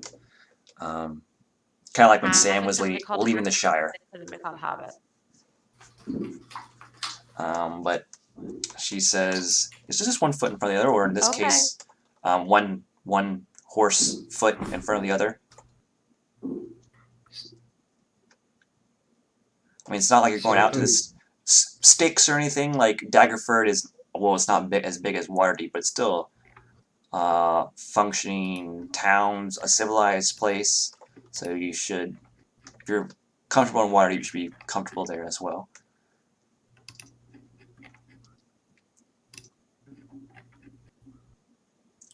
And wait, go ahead.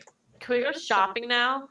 Yeah, she says if you have any more questions, just feel free to stop by before I you know go. how to get a hold of you. I'm got some other stuff to take care of, but I wish you the best, Evelyn, and I hope everything goes well for you. And she like stands up on the chair, like tippy toes, to give you a hug. You still have to kind of bend down to do it though. She would hug her.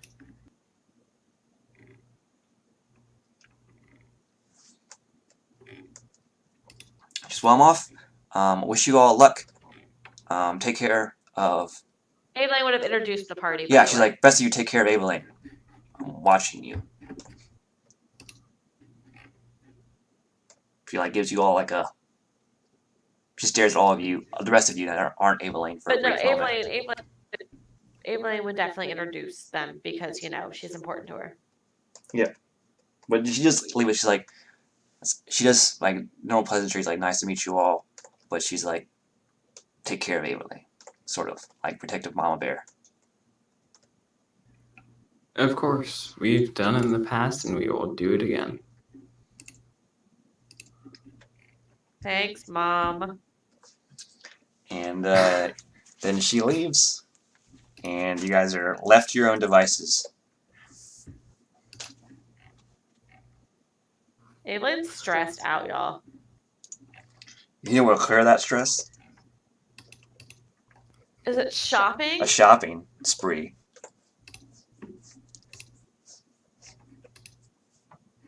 Let's go sell those scrolls. Let's get new scrolls. Let's buy magic items if we need magic items. Healthy potion. Yes, shopping.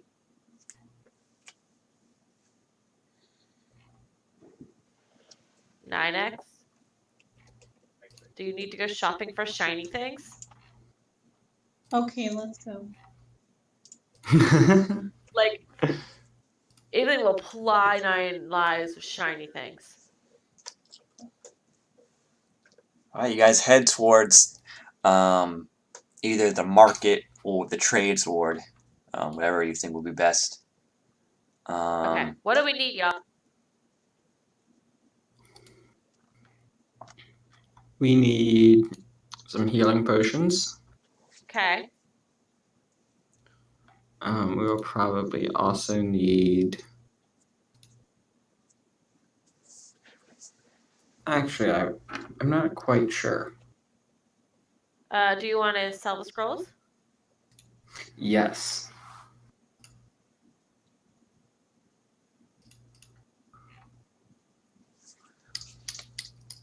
Khajiit has coin if you have the.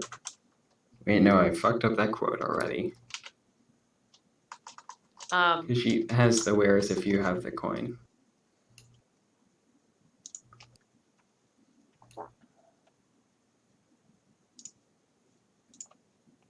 Nine lays, how are your weapons?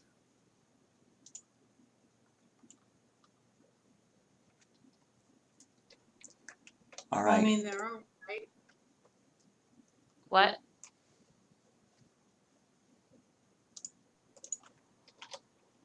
They're all right for now. Okay, is there anything we need out of character, obviously, that we can't get out of where we are? Potions, any magic-y things they would want for their characters? I feel like we actually know more about that sort of stuff. Just because Rex like, he's needs a magic wizard. ink. Yes. Hana would have heard, Texter would probably like poison. Yeah. Ooh, that would be good.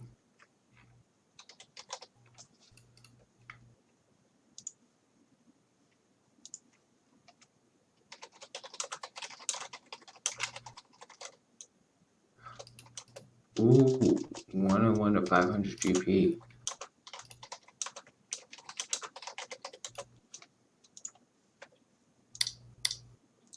Sorry, I'm not talking because I am copying and pasting and doing some other stuff. You're fine, you're fine. Yeah, don't worry. I'm just trying to make a list.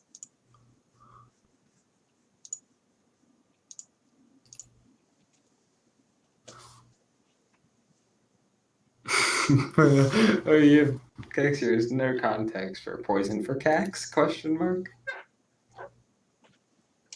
I can look up poison price really quick, but it is super expensive.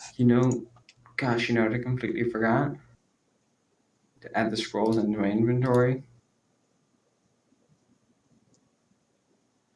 I believe it was. I can look it up. I believe it was Shadow It was of like some Moil in Hunger of Hadar. Yes, it was.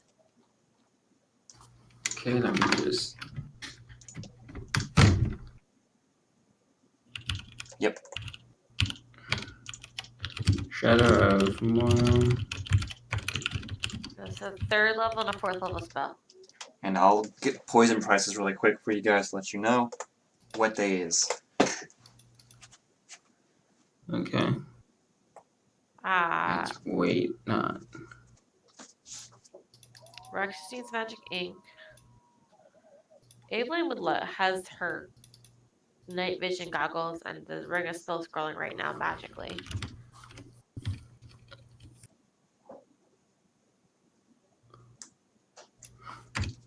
Shadow of Moil.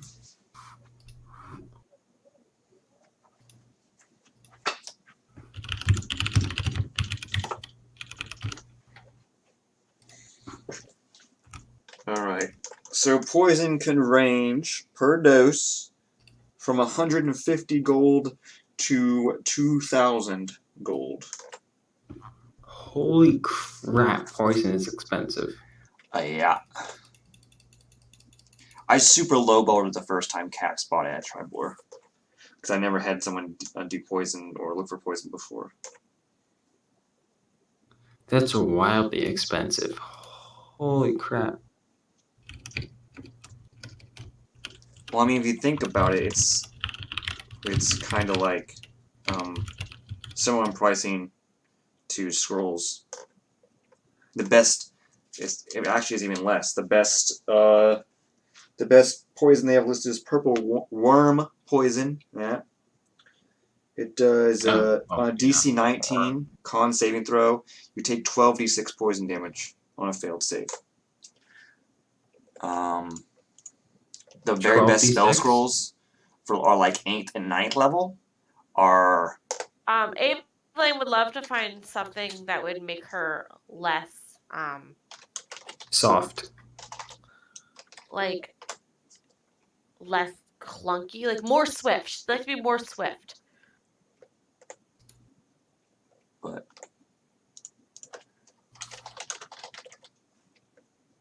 yeah, one sec. Because like she feels like she's always, Yeah. loud.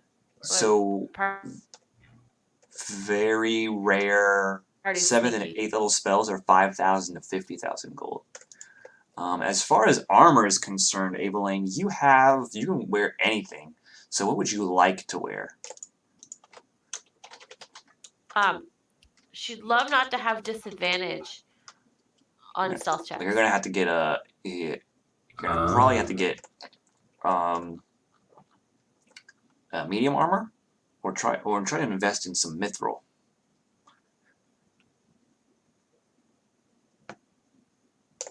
Which mithril is the base price of the armor plus 500, I believe. That's in Xanathar's. Or something that helps offset, like. Yeah, mithril. If it has a strength score to wear, this is raw.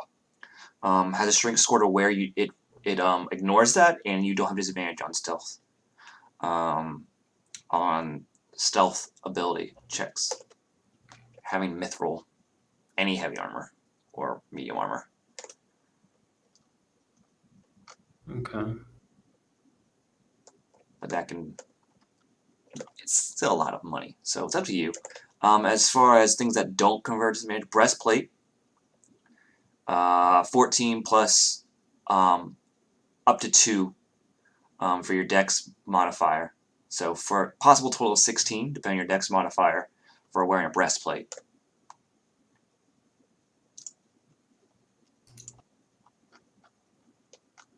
Okay. Evelyn has chainmail right now. Yeah. Chainmail confers a flat 16, I believe, and you don't have any bonuses to dex. Yeah, it gives me disadvantage on stuff. Yeah.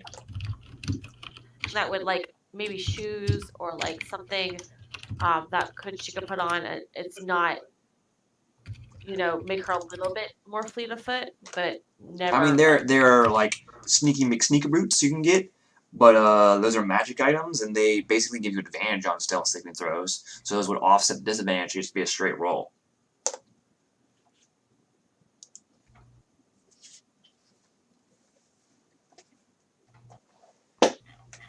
Like, that's what she would love to find shopping. I mean, yeah, you could do that. Like I said, mithril might be a cheaper option, but it's up to you. I don't. Like, Evelyn doesn't know how much things cost. So it would be like something she would mention. It'd be like, I'd love to be able not to be so loud. My name is Of Swift.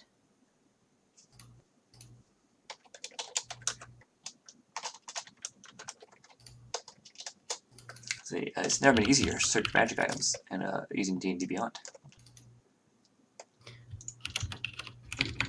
I cannot search. If I search for hunger, I cannot find Hunger of Hadar. Which is stupid. Look under Warlock spells. Just like in general, no results found for D&D 5th edition. Evelyn doesn't want to change her armor. Alright. I think it's mithril. Let me read from mithril armor. Yeah.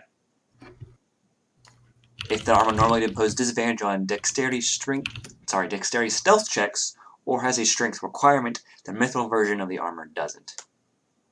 And then let's see what. Yeah, that sounds expensive? It's the normal price of the armor plus 500. I believe that's how Xanathar's says what it or delegates it. So let's see, wondrous items. I believe there's a ring, there's a cloak, and there are boots that help you be sneaky McSneak. So I'm gonna look that up. I don't know. She always wants to go shopping. She'll take what she finds in general. She wants to see what magic items are around.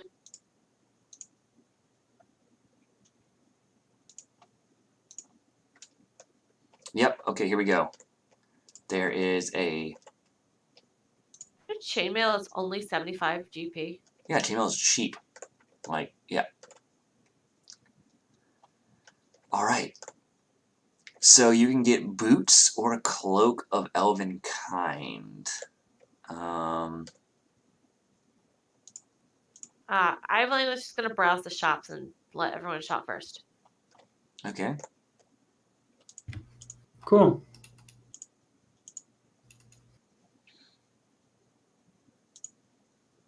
Yeah, let me know what you guys want to do. You can always talk if you want to buy or sell your scrolls. While he doesn't have magic items, That's a great idea. And do you want you sell some scrolls? you can also go visit the lackey, for lack of a better term, of Jim Dark Magic Wizard Extraordinaire, a Mr. Jerford K. Horcrux. Ah, I thought that was Omen's alias. Who it is. runs the magic shop closest to Acting HQ, called A Wizard Needs It.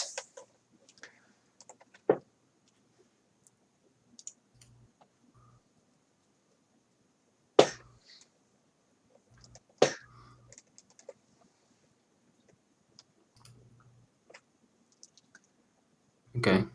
You can do that, or you can just go try to sell it in the marketplace, trade in for other spell scrolls, what have you. A lot of things. Man, I really think that we should have Tim here for Rex here to trade spell scrolls. Okay. Probably fine. What do you guys else want to do then? For fun, I want to see if I can sell the Mind Flayer head. Oh yeah, we have that, don't we? Okay. Strangely enough, you don't get a lot of offers on that. But there's one person, a rather old man with like a beard. He's running looks like a potion shop. Or he's appears to be some sort of alchemist, and he does appear interested in the Mind Flayer. Corpse remains, what have you, as ingredients for his potions, and he offers to pay you 5 gold. What if I Yeah. were to sweeten the deal, and then I take out the dead mouse and the dead seagull, and I lay them all out on the table? He says, I What? don't really have much use for such common ingredients. She's a cat. She hoards dead things in her sack of holding. Instead of leaving them on the doorstep, she stuffs them in the bag of holding for later use. I feel like he's lowballing me. I don't really have a good concept of money being a cat, but I think I'm gonna hold on to all this stuff. All right, that is after looking around for about an hour. That's the only offer you have gotten. So, Huh. I mean, I have way more gold pieces than that already, and only one Mind Flayer head, so. I suppose if you think about it that way, I suppose you are correct. Okay. Are we talking to the Jim Dark Magic Slacky? No, you're talking to someone else.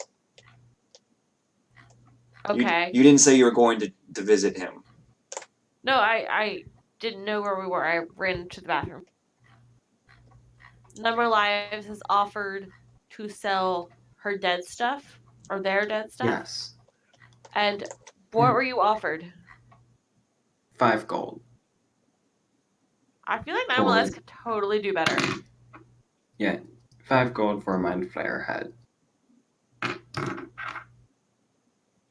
Which does not seem like a lot. Okay, continue your roleplay. Yeah, that's what he gives you. When you say no, he says, he doesn't seem to understand your logic, but he's like, I suppose if you think about it in those terms, you are correct. You guys also have those love potions you could sell as well. Or you could keep. I'm just gonna give him a suspicious look and I'm gonna shove all the dead stuff back in the bag.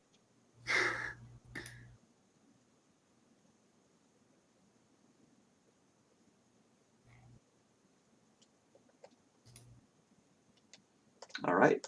And assuming you walk back to the group. Yeah. You don't get any more I'm offers. gonna tell them about it though. You don't get, I want to tell them about it. You don't get any more. Well, yeah, you can. You don't get any more offers for your various dead things. Can you believe you only offered me 5 gold pieces for all my dead stuff? I feel like your Mind Flayer head is at least worth 5 by itself. Well, he offered that to me for the Mind Flayer head. And then and everything else, yes? Well, then I tried to sweeten the deal with the rest of the dead stuff, and he wasn't interested. Can you believe that? No, it should be at least 10 gold. You worked hard to get that Mind Flayer head.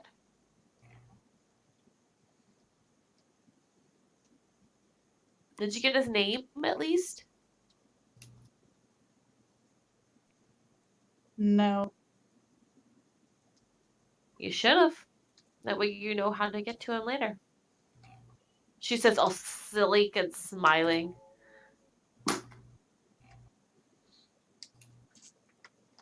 He's still there, hawking his wares. Is he like what does he look like? Is he like cleaned up or is he like grungy? He's wearing nice clothes, but he has like he looks grungy. He's got like not more lives you would have noticed it. He's got like a stench to him.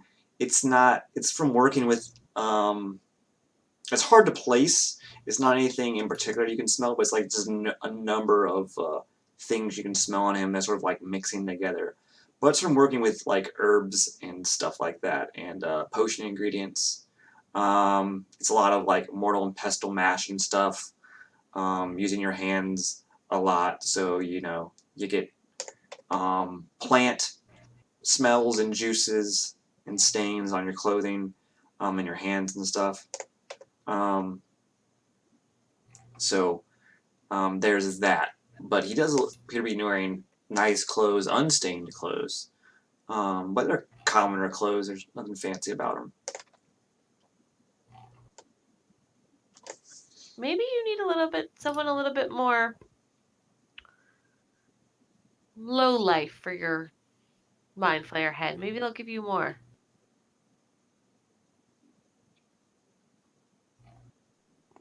Well, it is. I'd like having it to freak people out. It is a good scare tactic. You're not wrong. Give me a perception roll, Evelyn. Perception? Yep. My passive is 18. Yeah, but this is like through a crowd, through a glass darkly. So, oh no. I see thing because I'm Yeah, the not crowd getting is any. you're in the marketplace. There's like a lot of big crowd around you. You can't really see through the throng of people.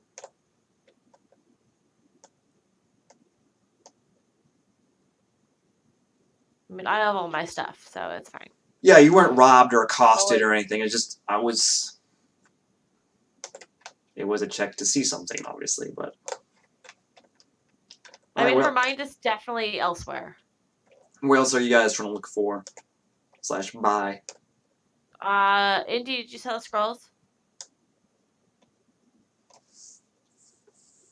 I think he said he was going to wait until. Excuse me. I think he said he was going to wait until Rex got back to do that.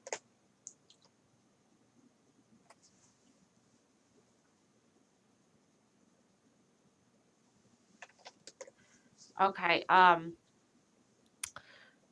Where's the magic shop that I've bought or I've looked at fancy things when I've been browsing when I was a young girl?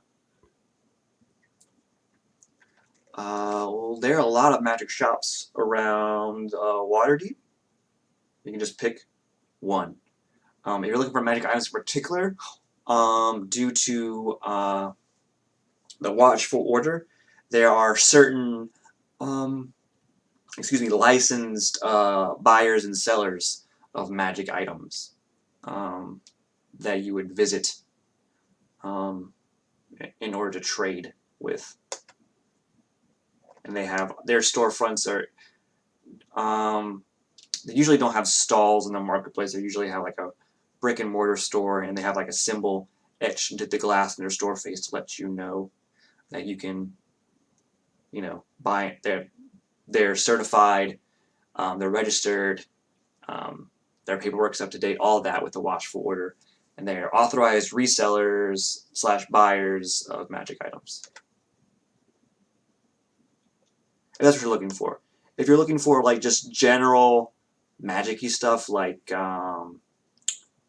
wizard supplies, like inks, low-level spell scrolls, like first, second level, alchemy ingredients, spell books, stuff like that, magically conductive materials for spell components. Those are just like a general store for magic users. That's more prevalent. And there are stalls of those as well. Evelyn would want to go window shop at the fancy magic store. Well, Because it they would wouldn't have their she's magic trying items to on make display. herself feel better. Yeah, they wouldn't have their magic items on display. Well, she's saying that's where she would go. Like, she wants to go feel better. She'd go look at fancy things. Yeah. Well, you pass numerous clothing stores and jewelry stores along the way too. Some places that sell food as well. Some confectionery places. Some fruit stalls and stands. You pass a lot of stuff. Take it to this magic shop. And you do see that they have, looking into the store, you can see that it appears to be very neat and orderly. They have a lot of, you do see a symbol that denotes it as a buyer and seller of magic items. But in the front of the store, there's like the general store portion of the shop for the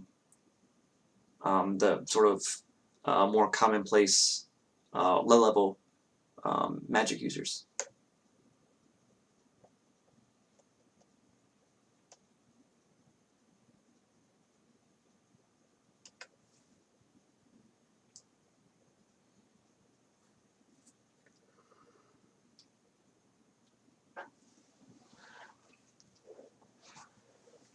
If you are speaking, I cannot hear you. I said, what's it called? Oh, I can't come up with a name. See, as soon as I was describing it, I knew you were going to come up with a name. But I was like, maybe she'll be nice and won't. Nope. Okay. So, this is called,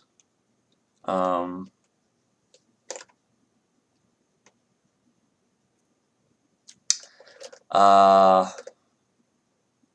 man, what's a clever name now. Guys, I had a total mind blank. I usually think of something.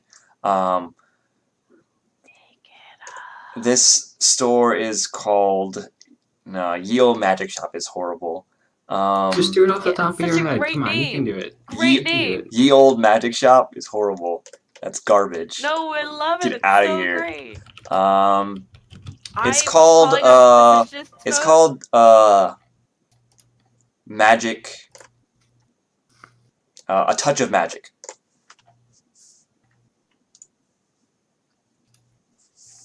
That's better. That's good. That's good.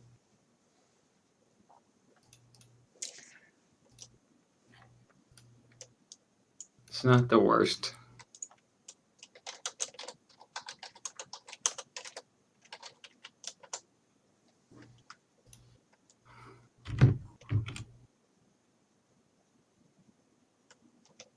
And if you're still talking, Joe, I can't hear you. But I'm assuming you head inside. Magic shop's amazing.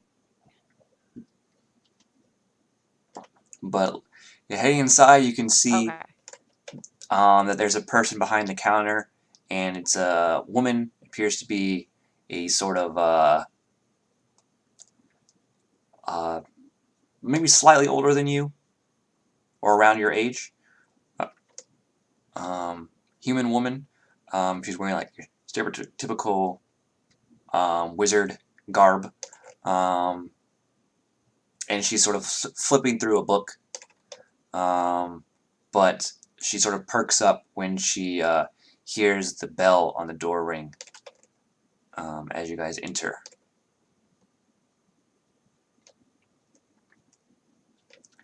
And she closes the book and says, well, hello. What can I do for you all today?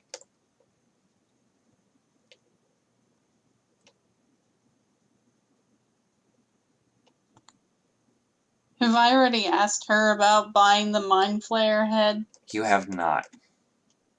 I'm just gonna whip it out. And she has like these big old glasses on, like thick frames, and she doesn't seem surprised by that in the least. She says, fascinating. Are you using this head as a sort of catalyst for your spells? For some other purpose? No. Well, it's...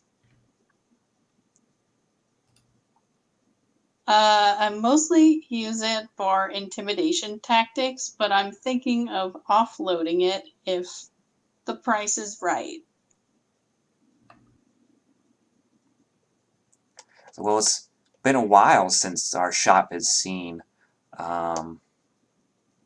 any remains of an aberration. I suppose they're, you haven't deduced, quite rare. Maybe you can attract a bit of the more eccentric customer to our store. How much are you looking to sell it for? I'm not sure. What is it worth to you? Well, we don't really have... In and of itself, it's not magical. So we don't really have much use for it besides advertising purposes. So how does... I'm going to roll for this.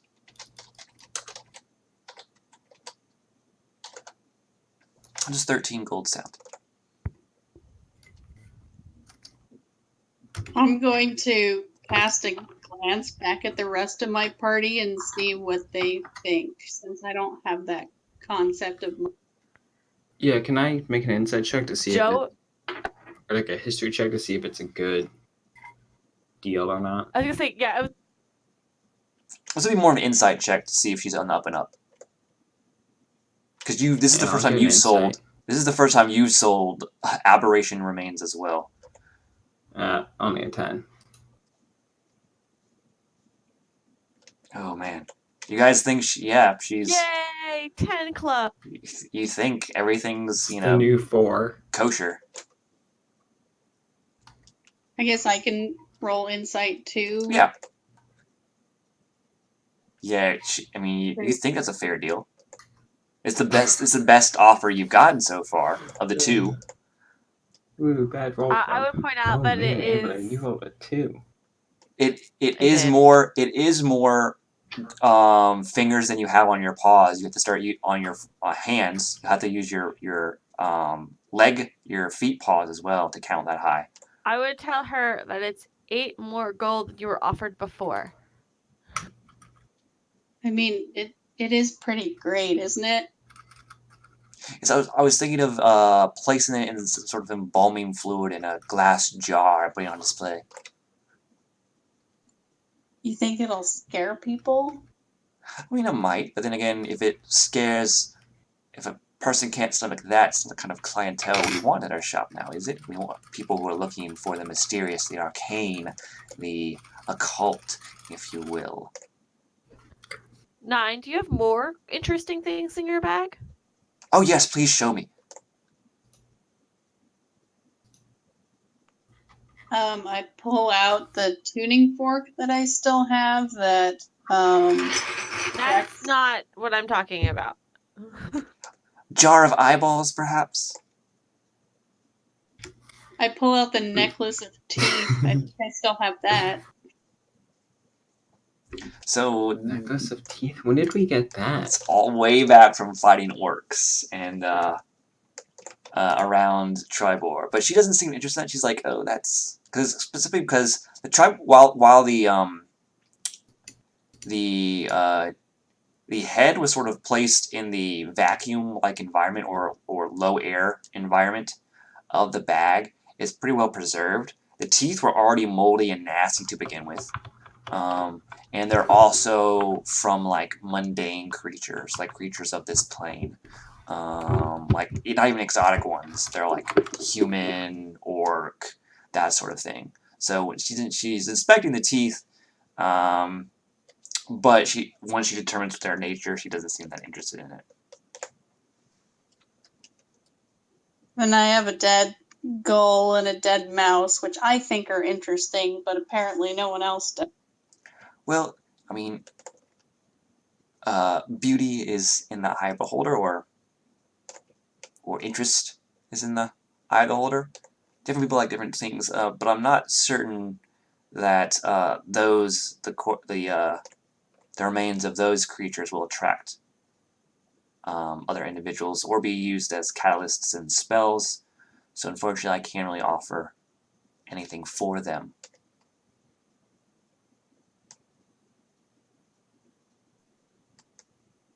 Well, as loath as I am to let the Mind Flayer head go, I think I'm going to do it. The bag doesn't really seem to want it in there. Oh yeah, every time you put it in, it like gags a little bit. Oh man, why did you have to say that? Because I don't like that image. I mean, it does though. The first time she tried to put it in there, it didn't want to. It actually it spit out, I think, and she had to. Okay, this is not supposed to be sexual innuendo. She had to coax it in.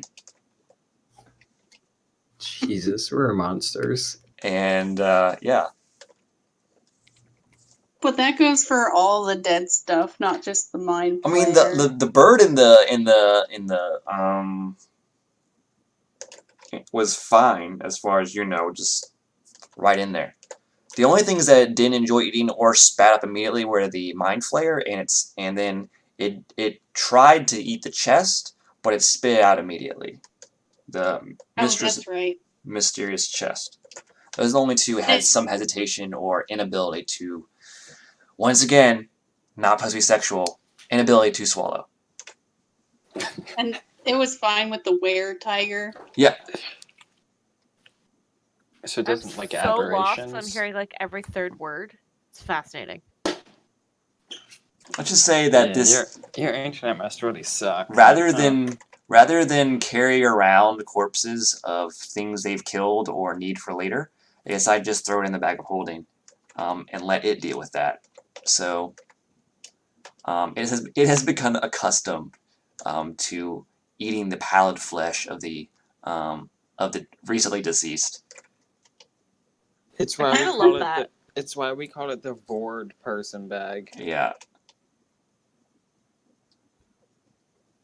Get it? But there was one thing it could not stomach, and that was the mind. Well, it eventually got accustomed to it, but it didn't like the mind flayer at first. Everyone has So different nice. tastes. Are you holding on to your mind flayer, or are you getting rid of it? I will part with it. So she says, "Excellent," and she immediately goes behind the counter and fishes out 13 gold, and she also brings back a giant glass jar. And she just says, "Please deposit the head into the jar." I pick it up by the sagging flesh on the back and drop it in, and it makes this gross, like Yeah, sickly like slurping. like. Like a squelching sound? Yep. She hands over the 13 Gross. gold pieces. Real nasty. Do you Gross, have Jerry. any interesting magic items for sale? Oh yes, we are officially registered and licensed with the Watchful Order of Mages and Protectors. What are you looking for in particular? Something to influence those around you. And she's like holding her fingers up to her head, or communicate with those around you without actually speaking. Or maybe burn your enemies to cinders. Wah! or maybe walk on water, or breathe underwater, or you're able to eat food that's been laced with poison with impunity. Magic is wonderful, can do many things. So what are you looking for? What do you have? I don't know. Oh, right, yes. Our wizard friend is And she goes not here right She now. goes behind the counter and pulls out this massive tome. And like, come look. And she plops it down on the counter where she was working with a thud, and some of the dust on the book is briefly gets in the air. But she like waves it away. And she opens it up to about midway. And looking inside, there's like a list of magic items, their names and what they've taken the form of. So like if it's a ring or armor piece or a weapon or what have you, and also what the effect is. And then also has listed a price next to it as well. But out of character, it's pretty much most uncommon magic items. So just let me know what you're looking for.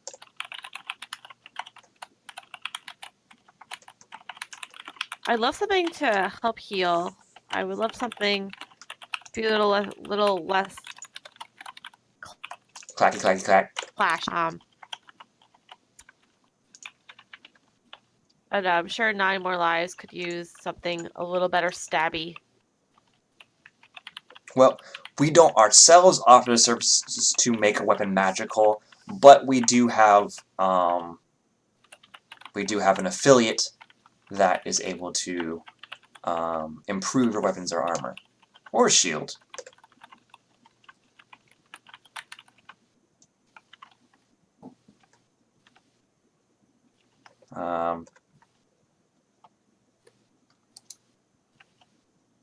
We have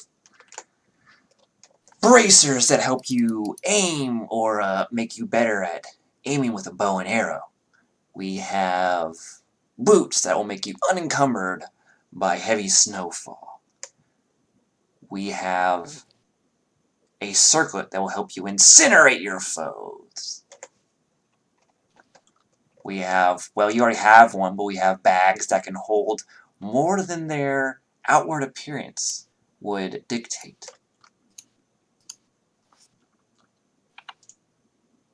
What was the third one you said? Because I missed it. A circlet that help you incinerate your foes. We have a cloak that can help you breathe underwater. A quiver that can hold hundreds of arrows without weighing you down or imposing upon you in any way. We have a monocle that will help you discern things more easily, or a pair of goggles that will let you see great distances.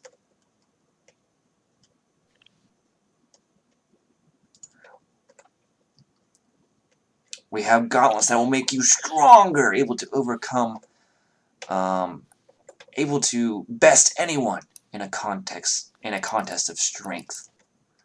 Anyone. I'm interested in those long distance goggles. Yeah. We have a I'm javelin. also interested in all of those long distance goggles. We have a javelin But, that, when thrown, will be wreathed in lightning and carve through your enemies. Maybe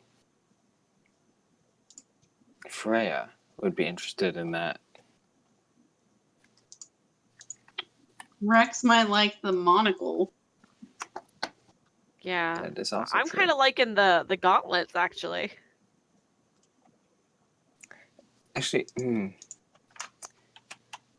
Indy's worst. I'm not gonna min-max. That's bad and dumb. Or something. We have a necklace that will let you breathe normally in any environment. Make you resistant to poisons that you or harmful gases or vapors. Now that sounds interesting. We How have much does that one cost? she's going through a spiel of all the magic items, so when you interrupt her, she goes through one more before she realizes you've actually spoken. So she says, I want to hear all the spiel. I want to hear all the spiel. we have a pendant that can aid you when you need it most, right on death's doorstep. We even have one that can prevent you from contracting any disease. Oh wait, you're interested in something? Which one?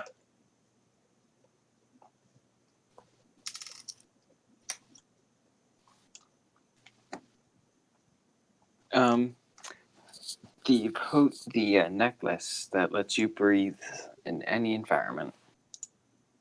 Oh yes, that's on, and she's like flipping through this page here.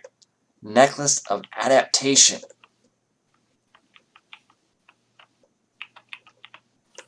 And then the description is, of course, reading from the wonderful website D&D Beyond. Do you have D&D everything that helps people talk better? D&D. It says, while wearing this necklace, you breathe normally in any environment, and you have advantage on Beyond. saving throws made against harmful gases and vapors, such as cloud kill and stinking cloud effects, inhaled poisons, and the breath weapons of some dragons. Specifically, I'm guessing the ones that do poison damage. Okay. Also, Kind of cool. someone for some reason doesn't understand normally in any environment, so I'm going to go ahead and say it doesn't let you breathe underwater, though. That's something different. Darn. So that'd be cool. Yeah. Breathe normally in any environment means, to me, if there's something in that environment that's prohibiting you from breathing normally in it, it is negated, but it doesn't allow you to breathe in some place you normally couldn't anyway. If that makes sense. Yeah, that makes No, sense. that makes perfect sense. So, like... So if there was noxious fumes or something, you'd be unaffected by that. You just wouldn't hurt you. Anything help? But because you can't normally breathe underwater, it wouldn't convey upon you the ability to breathe underwater.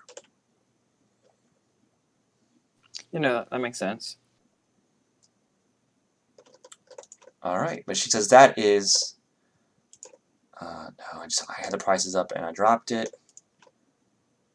Dropped the ball. She says that one will run you No, she says 350.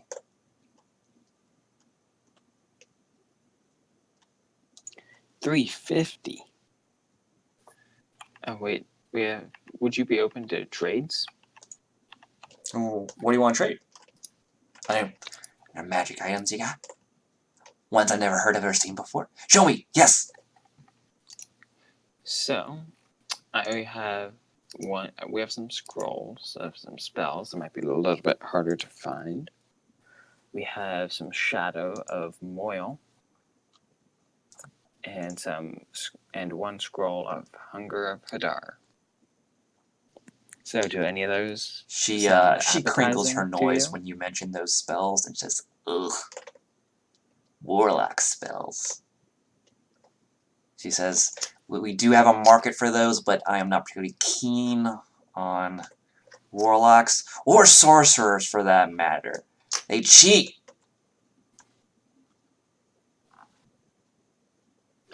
How do you feel about bards?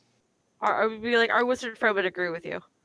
She says, they're alright, I guess. They're not clerics, too. They're not wizards, though. They're the best. Don't even start on rangers or paladins. Or arcane tricksters. What's that supposed to mean? Did she just insult clerics? No, she said clerics and bards are alright. Paladins and rangers. She says, don't even get started on paladins or rangers, is what she said. Or arcane tricksters or eldritch knights. Pick one or the other.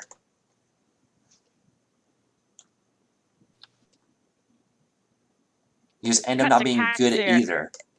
Or 9 lives. Whichever you want is the arcane trickster, angry in the corner. 9 More Lives is the arcane trickster. Wait, No More Lives is an arcane trickster? Yes, she has just low-key been an arcane trickster this whole time, never cast a spell. Yeah. I only really have utility spells like Mage Hand and I stuff. was like, you've used Mage Hand. Mm-hmm. Have you? Yeah, to pick a lock, I think. Or a bomb or something, the window in a house. No. She uses it to open the no. door underground, I think. I also used it to, since it's spectral, I also used it to like open a flap in the back of that one building so we could look in. The building where Freya's destruction circle was, right? Yeah. Or we saving Lily's song person or whatever. And then I smacked the guy in the back of the head.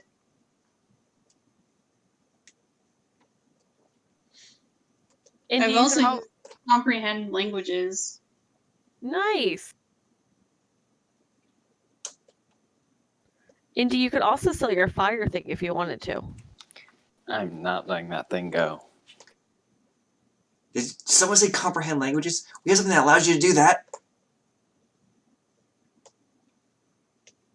You can't speak, then we can understand it. Do you have something that helps one talk better? Let me see. The advantage on persuasion checks. No, I mean, wizards aren't really that great to talk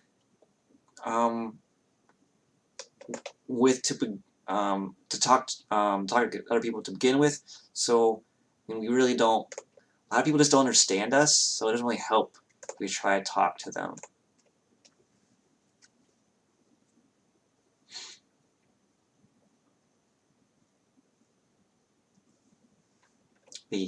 The intricacies of magic are lost upon the ill-educated and the uninformed. Also, What's the Joe, most I just heard that very last syllable of what you just said. I just was asking what is the most interesting item she has? You're not certain. They are, as far as you think, they're all somewhat similar as far as rarity and pricing goes. They'll be around that 350, give or take, plus or minus 50 gold. So around there. Does she have anything that helps heal people better? Looking through after going through her spiel and That's a looking good through the question. book, doesn't look like it. Darn, that stinks. But she does Good have question, something. though. She does have something here. Sorry, 1 second. I need to change my filters on D&D Beyond. D&D Beyond, the most useful website. Asking about wounds. She does say that the only things they have about like healing or healing stuff like clerics, she says, there's that both are necklaces, and one makes you immune to any disease when wearing it, and the other one also helps you while resting. It rejuvenates you better. That makes sense. You wake up feeling more refreshed than ever when wearing this magic item.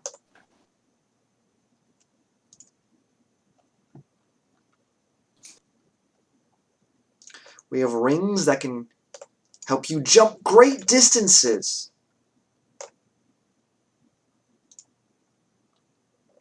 Or rings that warm you up on the inside. Or help you walk So- on water. Rings that what? Warm you up on the inside. Useful in cold environments. We have ropes that help you climb. They magically extend and attach to or fasten themselves to things. I'm listening.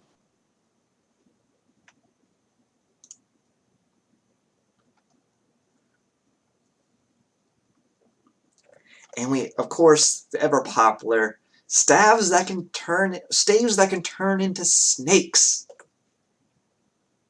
To confuse, confound your enemies. Surprise your friends at parties.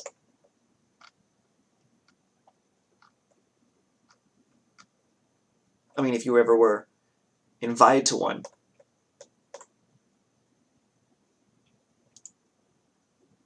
Who wants to go to dumb parties anyway, though? All it is people hanging out and talking to you and having a good time and drinking. Okay, what dumb parties? What? No. I mean, No, I've actually, been invited to plenty of I parties. I don't know what you're talking about. didn't. I heard something about impress friends at parties, and then I heard not that people want to go to parties. Oh, she said almost sullenly. I mean, if you were invited to parties, it's like, what even happens is play things anyway? Just dumb stuff. Can you tell me about the gauntlets?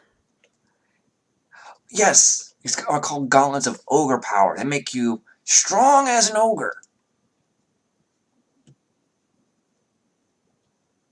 So they say. I never use them myself because the mind is the strongest muscle there is. She says as she like adjusts or presses up the nose piece of her glasses to readjust them. You said you could talk to people silently through your head with something, right? Yes. I mean, if you're a mage, you just do it all the time. But if you're not, or you're not a good wizard, then you can use this magic item instead. I'm a terrible wizard. Yeah, I know because you're a cleric.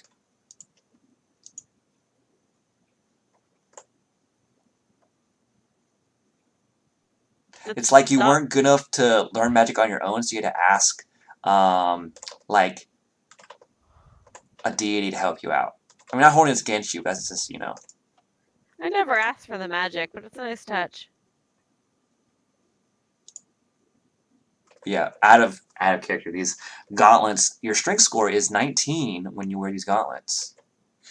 Oh no, I D&D Beyond that shit. Okay. Just in case you didn't, it requires attunement. They have no effect on you if your strength is 19 or higher without them. God, I would hit so many things if my strength was 19. What was the talk to people thing? Talk to people. 1 second. I was looking up belts of giant strength. They're the rarity is a little too high for your level currently. So come back at a higher level, and those will be available to you. I believe there's a lot of uncommon magic items like those in rare have the I think uncommon has the most in rare, but I will find it eventually. It was a wonders item, I believe.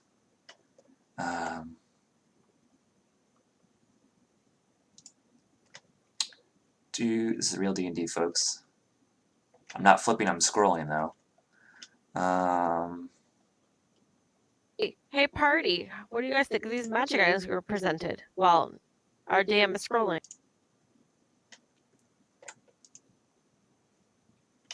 So...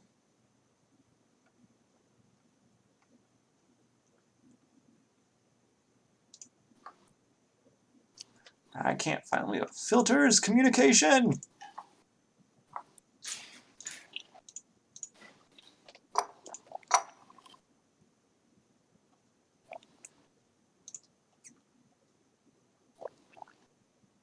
Wait, that's so cool. There's a magic item called That's so Pipes cool. of Haunting. I can't find it! It was in the top. It was... Okay, here we go. I found it.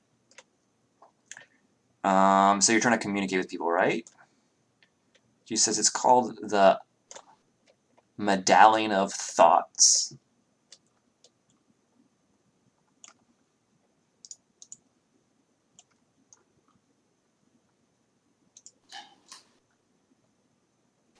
Oh, that's interesting.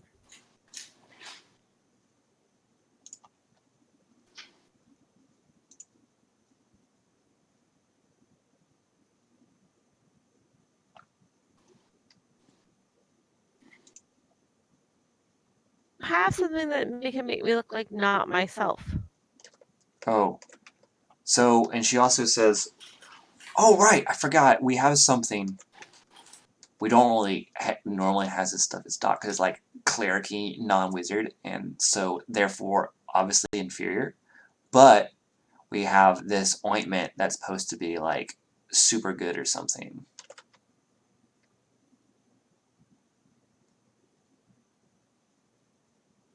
That sounds very useful for a cleric. Or It's like healers. if you're out of spells or something, or you like, I think it says they say you can like rub it on them or they can swallow it, but apparently it cures poisons and disease and helps them feel better.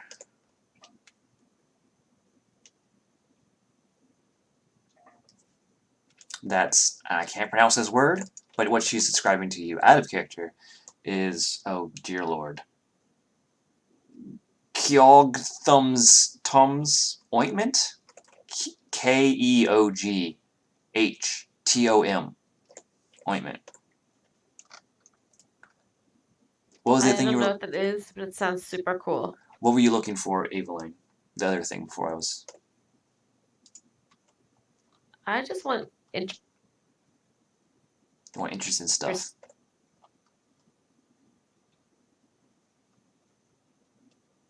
Holy shit, that's really cool. I'm looking at the item you just said. Yeah. That's really cool. I forgot. Oh, so cool. 9 more lives. Do you need anything magic-y? I could use those goggles to help you see long distances. Oh yes, tell us about those. Oh, Yeah, that you sounds said we have something too that you said look differently?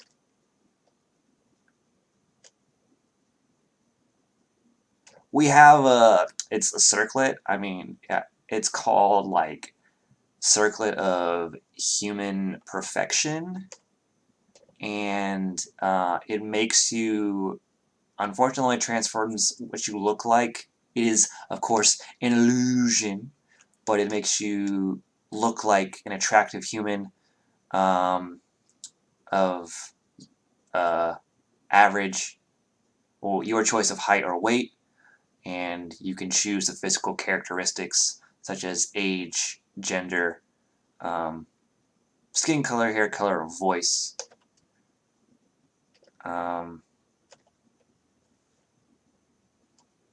So if you, it will make you look different, but it'd be more useful to your non-human companions, cleric lady.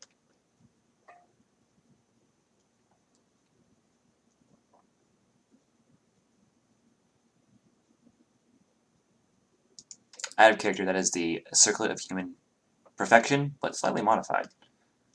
Basically, I have made it a disguised self, but you want to look like a human. Anyway, what are people looking for? See really far eyes, right? 9 more lives? Yes. She says, those are called eyes of the eagle. What do you want to mean, like goggles? Or like glasses? Monocle? A mask?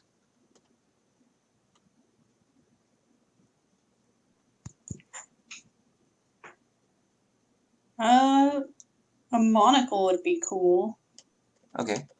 These I wanna know about the basically, monocle. while wearing Eyes of the Eagle, if you look at D&D Beyond or have the book in front of you, Dungeon Master's Guide, while wearing them, you have advantage on Wisdom Perception checks that rely on sight. In condition of clear visibility, you can make out details of extremely distant creatures and objects as small as 2 feet across. She says that will. It's a little bit more useful than the necklace adaptation because you don't. Unless you're, a crazy person, you don't always run around in places full of deadly toxic gases. So this one will be 400. I will take them.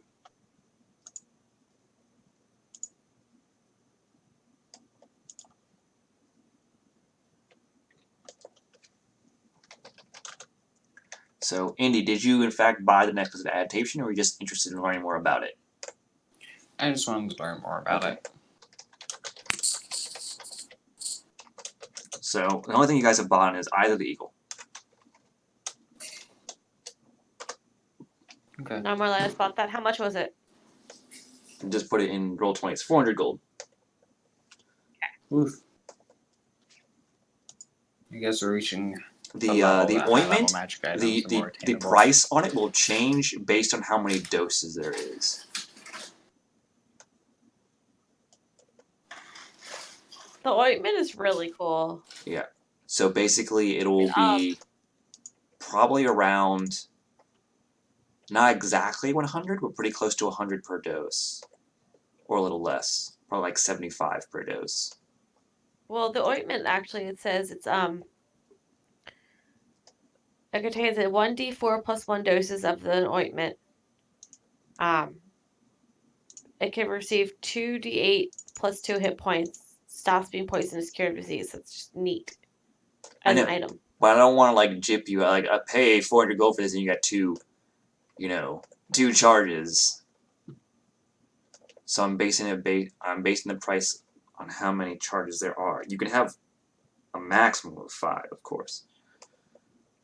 But you're interested in our Yeah, roll. I don't think it's worth it. It's not worth it to me. I just think it's kind of cool by itself. All right. So the gauntlets will also of ogre power. She like flexes when she says that. Holds up her Do you hands have up. anything that makes me less Less clanky is what you're saying. You cut out there. I'm guessing. I said loud, but clanky would be. Wear better armor would be my first suggestion, but That's fair. But if you like need a magic item, we have something. We give you, like I said, we don't have this here personally, but one of our affiliates can offer you armor made of a lighter, more flexible material that should aid you while you try to stealth. In addition, we sell some cloaks or rings that might offset the clankiness of your armor. What is the most useless magic item in the shop, DM? Probably the common magic items. She sort of skipped over them because you looked like you were in the market for more substantial things.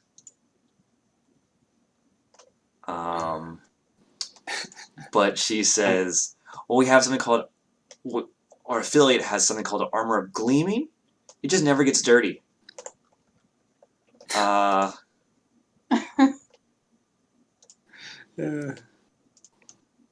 We have a cloak that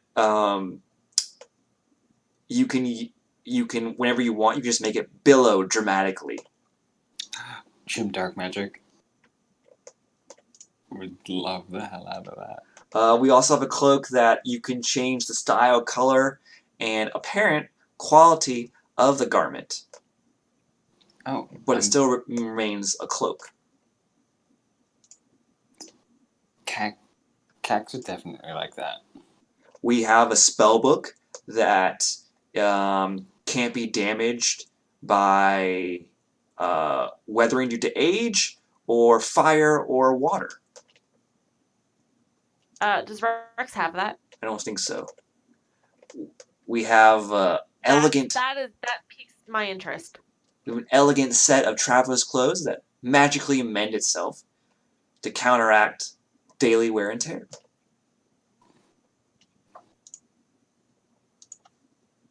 That also sounds good. We have a lantern that never goes out.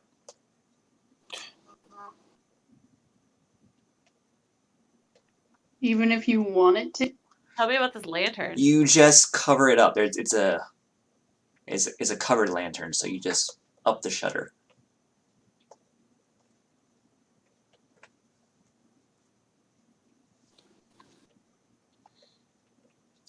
So it's in a bullseye. It's a essentially a continual flame spell placed inside of a bullseye lantern. So it allows light to be shuttered on and off, but due to the design of the bullseye lantern, of course, it doesn't provide you light in a radius around you, but rather in a cone for 60 feet. Okay. That's handy, actually. Yeah, that's not useless. That's not useless at all.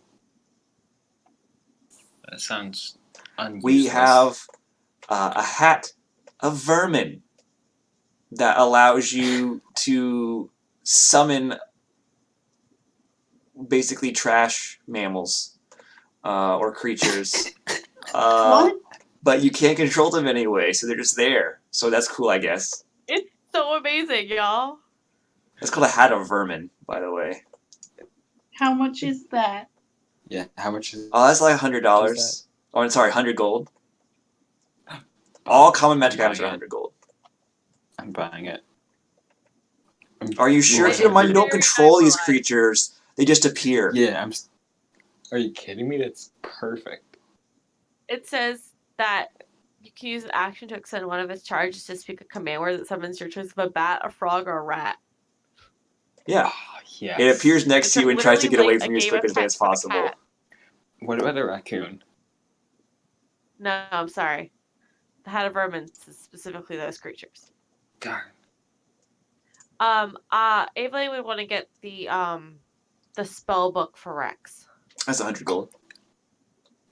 I feel like that the party would be okay with that one. We have an instrument that when you play it, creates harmless illusionary visual details or effects within a 5-foot radius around you. Oh. Yeah,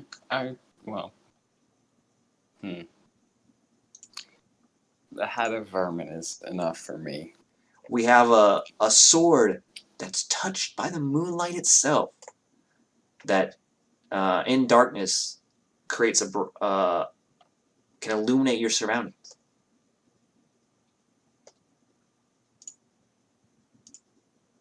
Evelyn, does that sound good to you? We have a lock designed to thwart use it. thieves and burglars.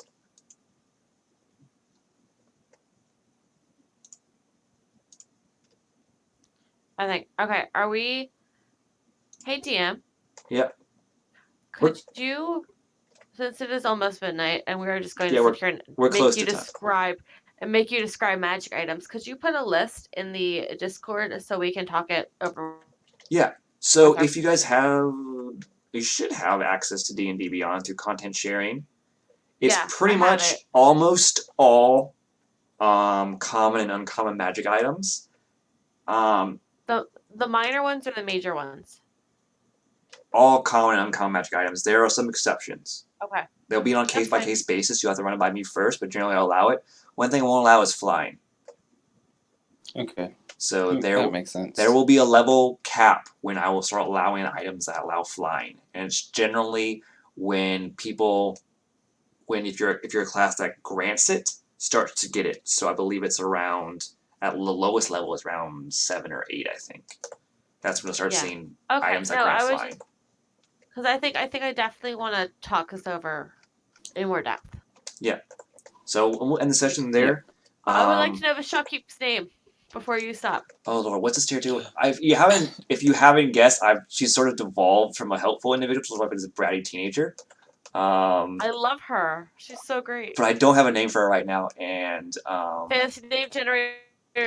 yeah. Well, I'll just put it like magic is her click, and if you're wizardry is her click. If you're not a wizard, then get out because you don't belong.